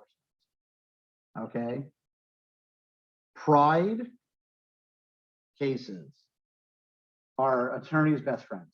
Truly, it's the only reason why divorces are often like what they're like. We're the only ones who win are attorneys. You know, when your client says, I'd rather pay you than them, that just means whatever the case is worth to settle is going to get paid to the attorney, whether you win or lose. I mean, I warn my clients constantly, don't say that to me. It's not the point of it. The point of it is your life, living a good life with as much of your money in your pocket as you can keep. Not showing this person who you don't like a lesson.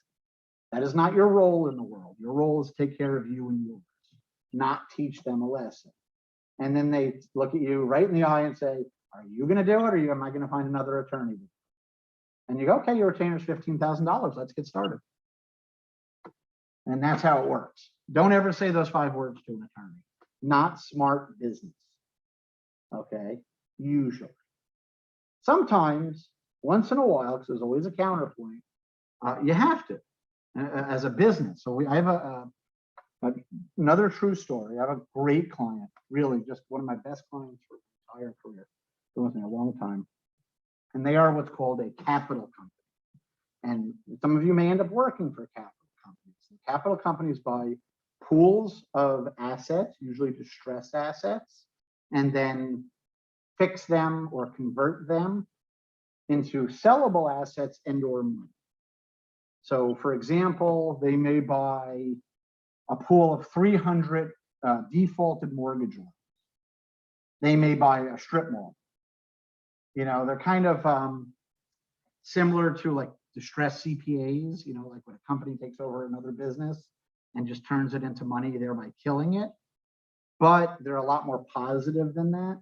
So it's a lot of the same people in that they convert the assets. So if they take over a strip mall that's failing, they will end up evicting people, but they'll also fix the building, make it worth a lot more, get good tenants in it, and then resell it at a massive profit. If it's distressed mortgages, they're going to get a lot of people really quickly into loan mods and short sales, and then really quickly foreclose the rest. That's what capital companies do. And they make if they do it well, they make a lot of money. So this is a capital company. And in the biz back in the day, I love saying that, during the foreclosure crisis, there was certain homeowners and condo associations that, despite the law, would try to overcharge the lenders after the foreclosure. So under the law, 1 year worth of maintenance dues, just regular maintenance dues, or a maximum of 1% of the loan is all the first mortgage holders on the hook. So if the first mortgage forecloses, the condo is owed 12 months. The condo can be owed 50 months. The lender only has to pay 12 months or 1% of the loan. No attorney's fees, no late fees, just that's it. Okay, many associations caught on very quickly that the large lenders would rather just settle it. Like, you owe us 12 grand and you're supposed to owe 4. And they go, oh, just give us 7. And most of the lenders would just do it because it's easier and they can move on, and they really didn't care. So many associations got into that practice a few more. Some of them got very abusive. And one of it kept happening to this particular client. And one of them was just ridiculous and just wouldn't back off and tried to claim because my client was the company that bought the mortgage, they weren't still the first mortgage, which is ridiculous. Absolutely ridiculous. And we contested it, won in court, and they made the mistake of appealing. And it was an issue that never had been settled before in the law. We took it up on appeal and won it at the appellate level. The case is called the Greens. It's still used to this day constantly against associations. That association ended up going bankrupt. The attorney almost lost his license because it was such bad advice to do it to begin with and do it. It was just so many negative consequences and, literally cost Florida homeowners throughout the state, I hate to say it, some money because, associations weren't getting this extra money anymore because they pushed it too far. So in that case, that was a pride case. It would have been better for my client on that individual case to have just paid the little bit extra. In this case, it was a lot extra. It was ridiculous. But instead, they said, we're tired of this. Let's go find out what the law really is. So they took it up on appeal and clarified the law, and it saved them a lot of money in the long term. Because now no one, associations really don't do that because of this case. So that's when pride can make sense. That's very, very rare. Generally speaking, don't ever tell your attorney the point of it. Problems can include poorly drafted contracts. Now, some of my very favorite people are realtors. Okay, I want to be clear about that, very upfront about that. However, not every realtor knows how to draft a contract, or whether they know or not, they don't. Some of them draft them incredibly poorly. That causes a lot of problems when it comes to enforcement. Remember, the time is of the essence. We spoke about that. And obviously, when you're dealing with breaches of purchase contracts, when you don't time out your contingencies, we talked about like getting the right type of loan under the financing contingency, you may remember. So all those things we were kind of talking about is where things get screwed up, as we talked about, and that's when it turns into a dispute, a mediation, a lawsuit, whatever the case may be. These get very dangerous because when you have a seller thinking they're right and you have a buyer thinking they're right, and they end up not working it out, that $10,000 escrow earnest money dispute can turn into a lawsuit where each side pays their attorney 30 grand, and then the loser has to pay the other guy's attorney 30 grand, or back to the other one who spent the 30 grand. You know what I mean? So then now it's not about 10 grand anymore; it's about 60 grand in attorneys. Okay, you got to be really careful. And if the suit, if the contract wasn't properly drafted, that could blow back on you as the investor, or if you happen to be the realtor, it could be a big problem. So that's where these things come in really important. Okay. So I don't want to overly belabor the breach of the contract. Does everyone get that? Like all this? Do we need to go over this in greater detail? Breach of, because this is it. There's only one slide on breach of contract. Because it's not conceptually a hard thought. You're supposed to do something you don't. That's breach. Right? Valid contract, they don't do something, people are damaged. Okay, the important parts to remember really are you got to look at the contract that you're suing under, right, to see what your rights are and how to enforce it. And as you're putting stuff together, if you're doing it, with the help of your lawyer or without the help of your lawyer, you always want from the beginning, as you're setting up your real estate development deals, to always have in the back of your mind, how is this going to play if this goes to a lawsuit? Many of us attorneys will tell our clients, look, when you're, the employment lawyers, when you're joking around with your coworker, when you're sending a funny email, think about how it's going to sound read back to you in front of a judge in a joke. How does that joke sound to you? Right? So, oh, it's just funny. We always laugh and joke around. That's why I asked her about her Tinder date. That's well and good in context, but how is that little back and forth going to sound read back to you from a transcript in front of a judge? It's a real thought. Think about that every time you send a professional email. How is this going to look when it's one, like an uninterested third party who has your professional life in their hands is reading it back without the full context? Okay, very important. Same thing when you draft a contract. You got to think, how is what I'm filling in going to play if I need to enforce it?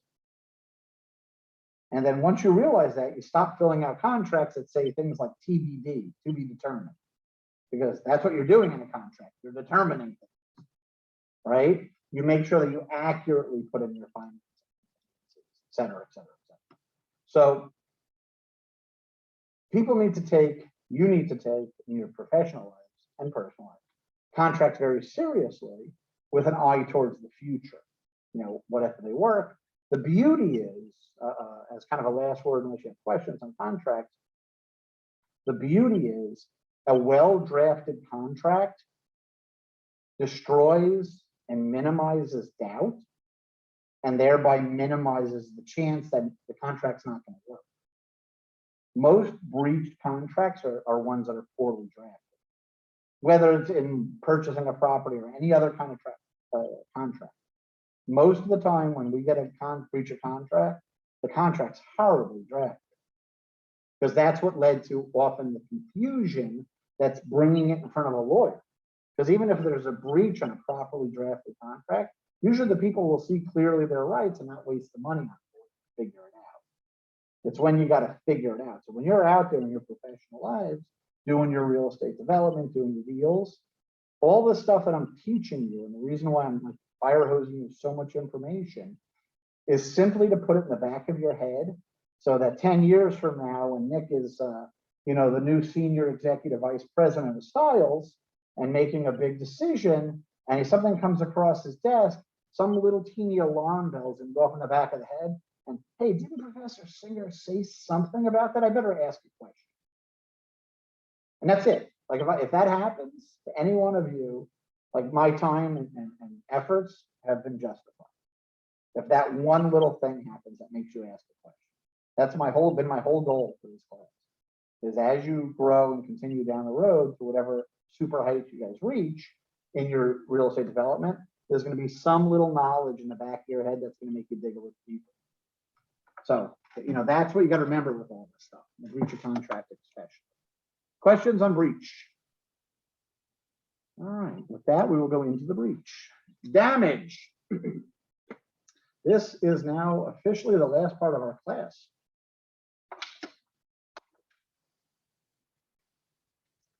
I find that we're going to talk about damage to premises, and then we're going to talk about eminent domain and condemnation. And we do this together because they often tie into each other. And this is the last half hour, if you will, of our class. And truly the best way to start this, I felt, is to just look at some of the agreements that we already went over. Okay, and we're going to start with the residential lease. Though, you know, I actually took this from the lease. We didn't go over, but it's very similar. In the event that the premises are destroyed or rendered wholly uninhabitable by firestorm, earthquake, or other casualty not caused by the negligence of the tenant, this agreement shall terminate from such time, except for the purposes of enforcing rights that may have already accrued. The rent provided shall then be accounted for up to the time of the injury or destruction of the property. Tenants paying rentals up to such date, landlord refunding rentals collected beyond such date. Should a portion of the premises thereby be rendered uninhabitable, in other words, not the whole, the landlord shall have the option of either repairing such injured or damaged portion or terminating this lease. In the event that landlord exercises its right to repair, the rental shall abate in the proportion that the injured part bears to the whole premises, and such part so injured shall be restored by landlord as speedily effectuable, with full rent recommencing and agreement continuing according to its terms. So if half of the unit is uninhabitable, but half remains inhabitable, you're on half rent while the landlord fixes it. Landlord is not responsible to tenant's personal property. Tenant shall, and again, that means must, maintain a policy of renter's insurance covering personal property and liability. Now, it seems pretty straightforward, and it is. On a residential lease, if the property is destroyed, the lease terminates. Used rent stays with the landlord. Unused rent goes back to the tenant. They both move on with their life. Okay, if the damage is partially damaged, then you pay half rent, let's say, whatever, while it's getting fixed. Or the landlord has the right to cancel the lease, not the tenant. But if it's uninhabitable for that purpose, let's say it's a 3-bedroom and you have a 4-person household and 2 of the bedrooms are destroyed by fire, you're out. Like they can't say, well, all 4 of you got to stay in 1 bedroom while we fix it. It doesn't work that way. Okay. Some leases give the landlord the right for a period of time to fix it without terminating it, even if it's wholly destroyed, during which time the tenant's lease or rent abates or that isn't owed. But once it's fixed, the lease continues. So that's kind of very unfair if you think to the tenant, because they got to go live in a hotel for a month or 2 and then they're back in their lease instead of going to find a new place. This one doesn't say that. Now, a lot of people think like the landlord's got to pay your hotel bill, and that is not the case. Okay, they just don't collect rent. Some landlords will, and again, we talked about those real life things, but that is not the case. And in any of them, I've never seen one that applies. Also, it's worthy to note that this lease paragraph says tenant shall maintain a policy of renter's insurance covering personal property and liability. Now, why the landlord wants liability protection is very obvious. So I'm not going to ask about that. But why is this landlord mandating the lender insures their personal stuff? That's a question. I want to answer. Why would a landlord mandate that the renter insures their personal property, clothes or couches, etc.? Just to shift risk? Just what? Is that just to shift risk? No, I mean, that's what you'd think. That's why the liability protection's there. And it's a good idea, I guess, if like that way there's no negligence and oh, you caused the fire. But the real reason is if you're a landlord and your tenant loses all their stuff and can't afford to replace it, they're gonna have to take that money from what they would have used for their rent, and then they can't pay you rent. It's just a very practical clause. And again, the liability is there for the reason you said.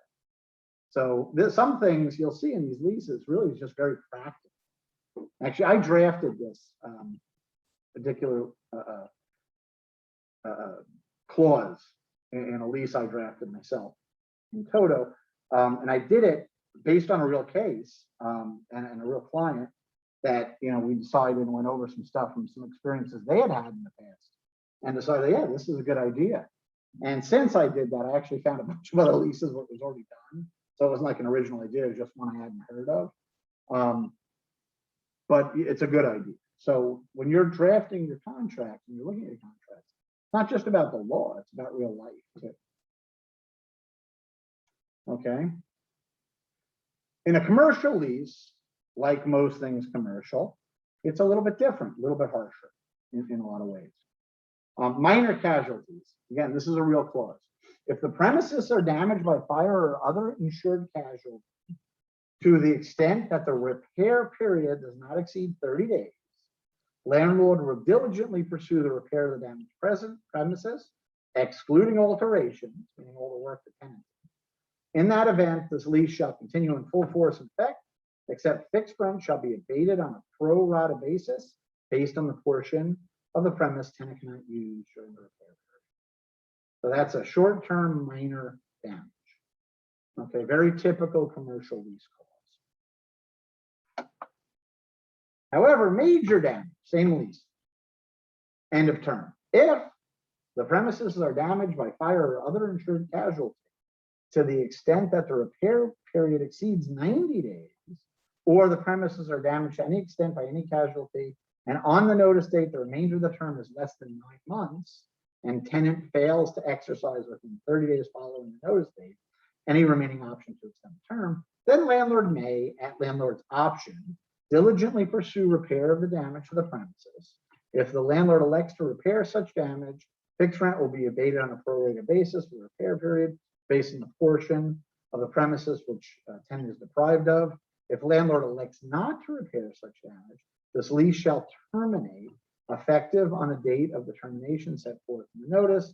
The fixed rent will be abated for the portion, blah, blah, blah, from the date of the casualty to the date of the termination. So this one, if it's a bigger issue, the landlord can either fix it and abate rent until it's fixed, or just say, okay, we're done. See ya, I'll fix it without you. Okay, again, very important, the tenant has their own insurance for their own property and operations. So if you're ever a tenant inside of a commercial space, you definitely want to make sure that any alterations to the clean box that you were rented are also covered under your insurance policy, because it's not going to be fixed by the landlord. Okay. Damage, purchase, residential. Risk of loss. This is where you'll find this. If after the effective date, but before closing, property is damaged by fire or other casualty, and the cost of restoration, which shall include the cost of pruning or removing damaged trees, does not exceed 1.5% of the purchase price, the cost of the restoration shall be an obligation of the seller, and closing shall proceed pursuant to the contract. If restoration is not completed as of closing, a sum equal to 125% of the estimated cost to complete restoration, not to exceed 1.5% of the purchase price, will be escrowed for that purpose. If the actual cost of restoration exceeds the escrowed amount, the seller shall pay such actual cost, but not in excess of 1.5% of the purchase price. Any unused portion of the escrowed amount shall be returned to seller.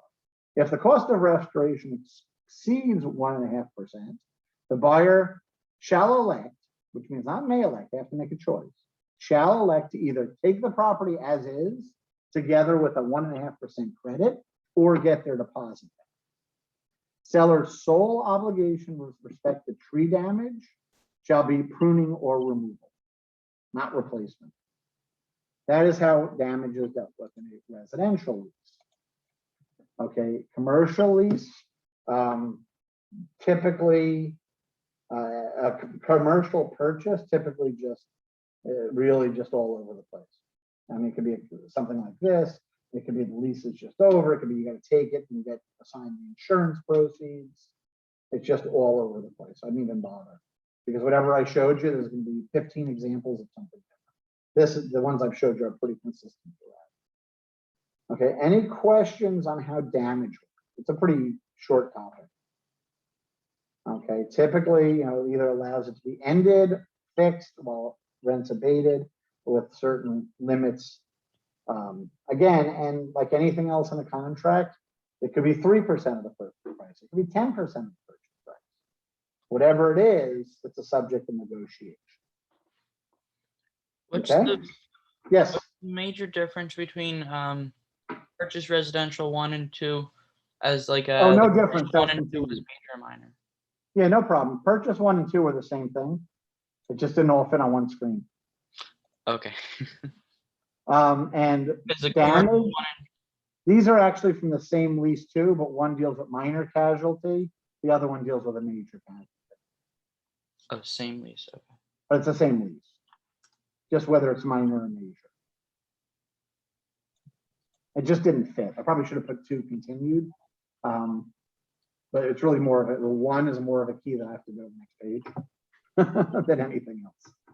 Okay, good question, Max. Very straightforward stuff. And then finally, a subject that literally can be an entire class that we're going to do in 20 minutes. It's a very incredibly deep and important subject that each and every one of you will have the opportunity to play with at some point in your career. Fortunately, from a concept standpoint, it's not that hard, but it's really important. Okay. the Constitution of these United States, as well as the Constitution of the great state of Florida, give the public or list the public's property ownership rights. Okay, property ownership is a constitutionally protected right. Okay, most of what you think of as your constitutional rights come from the constitutional protections to private ownership of property. Contract rights, that all is based on property rights, ownership of property, public, real property, personal property.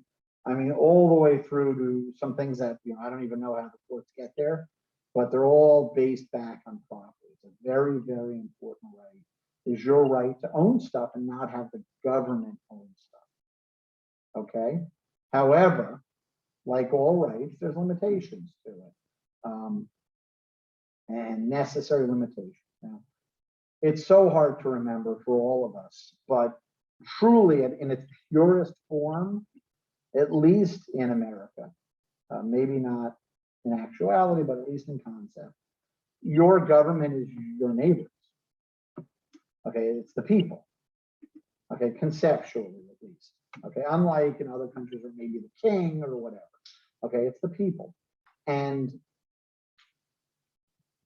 under that system, it's not right for your neighbor just to take your stuff. However, there are certain times where, it makes sense for the many that you have to give up certain of your private property. Okay, sometimes, what everyone in the universe acknowledges a great reason. Sometimes it's a little harder to see the point. But for example, if they need to run a road and that road's going to cut through your backyard, it's not like they can go around your backyard. They're running the road. This is the least, I guess, damage, because maybe there's a hospital or something with other choice, whatever it is. The government does have the eminent domain. Okay, eminent, top domain power to take that private property for that public purpose. Okay, but it's a limited power. So the government can only take private property that is necessary for a public purpose, and is required to pay full compensation for the taking. Okay, so there's two pieces to that, right? The government can take private property for a necessary public purpose and is required to pay fully for it, full compensation, which is more than full purchase price, full compensation. Okay, an entity using the power of eminent domain, so it's not an eminent domain lawsuit. I mean, they are, but it's not like the power is eminent domain. They're the highest power. Is called the condemning authority.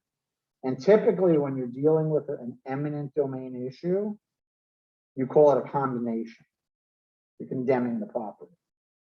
Sometimes people think about that as getting condemned for a highway. Oftentimes, like the house is about to fall down, so we're condemning it. Okay, again, that's the public purpose. You can't have a house that's about to fall down. So they make you, there's different ways they can make you fix it. They can fine you and tear it down, or they can also condemn it and take your property back to the public because it's blight. So that's another way of doing it. But again, there must be full compensation when they take it. And, because these words are constitutional, there's so many offshoots and arguments. Like there's a really good argument, eminent domain argument for businesses that were put out of business by COVID restrictions, that they should be fully compensated. Because if the government closed you down, did they take your property, your business by doing so? And if so, how do they compensate? And I'm not saying this is happening yet, but there's a strong argument. So the takings can be, and we'll go over this a little bit, it's not just as simple as they're taking your backyard. It could be personal property that they take. They do have to still compensate for it. Okay. Does everyone understand the basic idea besides eminent domain? Good. Okay, full compensation being the key. Okay, full compensation. The Florida Constitution guarantees that private property shall not be taken except for a public purpose with full compensation to be paid to each owner. Now, this constitutional, federal constitution, right, the states also have it in the Constitution. Okay, and their laws, and in different states, it's looser. In different times, it's looser. In different, it's always different. So, I remember it was a little bit before most of your time, but there was a while there where there was eminent domain stuff going on to build private shopping malls, because that was the public purpose. Or casinos in Atlantic City. The developers would use the power of eminent domain on the local government, say, look, there's just a little crappy house there. We're going to build a giant casino and bring in lots of money. It's a good public purpose. That's been gotten away with, because like most things that happen that way, it went too far. But those are also, different, what's public. So, it's not always as simple to say, what's a public purpose? And it's pretty, think about it, if you have a little, hardware store and you're stopping, an Amazon facility from coming into play, that's going to, create 10,000 jobs or something, and you only have 6 jobs. Can the government, the condemning authority, pay you for full value for that property, but then let Amazon build on that spot and give all these public jobs, to people? 100 times more jobs than you're providing. Is that a public purpose? And that's, I'm not going to answer that question. You have to answer that question. The courts have to answer that question. But it's a question. That's the point I'm making. Full compensation places the owner in the same position as if none of this had ever happened. So it's not just paying for the property. It could be paying for the property, the lawyers, the moving costs, the appraiser. It's full compensation, or at least it's supposed to be. Okay? They don't just buy it. They got to fully compensate you to put you in the same position as if it never happened. Questions? All right. Okay. The power of eminent domain, the jurisdiction, is mostly held by the federal government, state government, counties, and cities. Okay. However, the legislature of different levels of government can also delegate a power. Now, notice I said the legislature, not the executive. May also delegate the power of eminent domain to certain non-governmental entities, such as public utilities. Okay, like FPL. It's a private-public partnership. They have the power of eminent domain. They're actually probably use it more than anybody. Railroads are another great example. FPL, I'll tell you, and if you ever deal with them on a legal basis, Lisa's lawyers are actually very good to deal with. But they're a huge company, they're huge, and they have so much action going on in the courts. It's amazing. A lot of it to do with eminent domain, because if they got to run power lines, they may have to take a little piece of your property to do so. And if there's not a utility easement, and I'm moving over easements, they may have to compensate people for it. So eminent domain, it can be big and little and comes in lots of flavors. However, private owners, such as residential neighbors, adjoining business owners, cannot be delegated the power of eminent domain. Like, just because Macy's wants to expand into your little tailor shop doesn't mean the government can give them eminent domain powers to force you out. Okay, and that's where, it got a little squishy with the casino or the mall.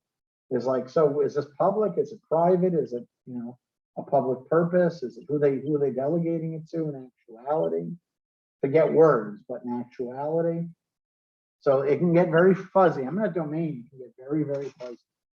Okay. But the key takeaway is governments and their quasi-governmental, such as utilities, can have the power of eminent domain. Railroads were famous for it, because railroad tracks have to be straight.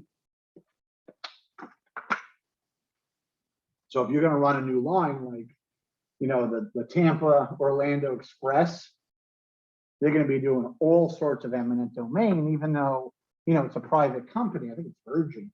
that is going to be the one doing it. A lot of eminent domain will be going on in that corridor. A lot of people will just sell. Eminent domain needs to be exercised, needs to get out and do some laps, some push-ups. The condemning authority files a lawsuit against the property or business owner called N, eminent domain action. It's a type of lawsuit and it must be defended. There's two types. There's a quick take and a slow take. Now remember, when you do an eminent domain action, it's a taking, it's a governmental taking. Okay, quick take or slow take. There's another type, a third type, if you will, called an inverse condemnation.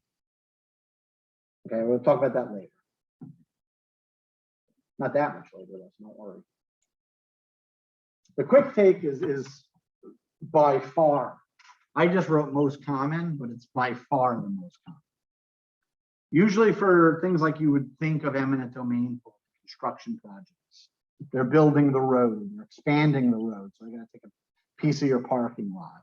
They're running a railroad, they got to run power lines, whatever.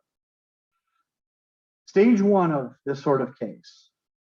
The lawsuit is filed and sets a hearing called an order of taking, where the condemning authority must prove that the taking is necessary, it's for a public purpose, and that the condemning authority has prepared a good faith estimate of value based on a valid appraisal. Okay, so they come, we have to build this road. We can't do it a different way. It has to go through here. Okay, it's for the public. They need more roads. People hate traffic jams. And we had this appraiser, go out and figure out the value based on standard appraisal methodology of the property we're taking. The judge says, makes sense. And the condemning authority then deposits that amount of money with the court registry, with the court. So it's $1 million. So they stick $1 million in there. Now you move to stage two because Mr. Property owner says, whoa, that's a $2 million view, baby, not $1 million. Okay, so then a 12-person jury in a full-out trial gets to decide the amount of the compensation that will actually be paid. That's where the other appraisers come in, and the property owner has a right to say, hey, guess what? That's not enough money. I want more money. And it's worth more money. Not that I want more money, that's worth more money. And remember, it's not just property value, it's full compensation. Generally speaking, that includes legal fees. Most of the time, almost all the time. That's a quick take. A slow take, on the other hand, is usually used for recreational, like parks or environmental purposes, not for like, you got to build a highway, and it's pretty rare. And it's kind of the opposite. In stage one, the condemning authority again files a lawsuit, but now the jury, 12-person jury, decides the amount of compensation. After that's decided, then the condemning authority gets to decide whether to take the property. They may say, no, it's too much money, forget it. Now the person just went through all of that, they probably get their money back fees, but they just went through all that. Now Hollywood says, no, we're not building the park. Too much money in that house. Okay, the reason it's slow is because there's no rush to build the road. There's no rush to convert the yard to a wetland, whatever. In eminent domain, an owner can challenge the taking of the private property. If successful, the homeowner successfully challenges, saying, no, this is not necessary, this is not right, the judge can dismiss it and say no eminent domain. And the owner, of course, is entitled to get their own appraisal to contest the valuation. Okay, before we get to inverse condemnation, which is the very last thing we're going to go over, any questions on eminent domain? There's one piece of it left. but it's, I want you to make sure you understand it so far. We good? Awesome. Okay, an inverse condemnation is a lawsuit brought by a private property owner when the government does something that results in a taking of the property without compensation, full compensation. Okay, it's a right within the state. And when the state or a corporate entity possessed with the power of eminent domain, like FPL, has taken private property without lawful authority and without formal exercise of its power. So in other words, they come in, cut through your yard without going through the process. Oh, we really didn't take your yard, it's just power lines. You can go to the court and say, no, they took my property. I can't use it the way I wanted to. I want full compensation. Okay, takings can involve just part of the property. It's full compensation, both the value of taken and the damage, the amount of diminishment to the remainder of the property. I now have power lines running through part of my yard. My entire property is worth less. Okay, and those remainder damages are called severance damages. That's it. Any questions on that? All right, any questions overall? Actually gonna get you guys out of here about 10 minutes early today. Can you go back to inverse condemnation? Yes, I think I can. Okay. One more or that one? Well, so this isn't we're not at Nolan Dolan yet, right? We're not what? We haven't. This has nothing to do with Nolan and Dolan. Nolan and Dolan? The cases. Oh no, we're not. For the purpose of this class, we're not going to get into the heavy details. Oh, okay. We don't need to go that deep. I know what you're talking about. It's not necessary. For your understanding, for your purposes, that's too deep. You know, that's like I said, eminent domain can be an entire 8 weeks. Okay? This is the part I want you to know on eminent domain and on inverse condemnation. It can get in deep. We can talk about trees and canker, and there's so many places you can go with eminent domain. But generally speaking, for real estate development, you just have to understand the idea of a taking and compensation.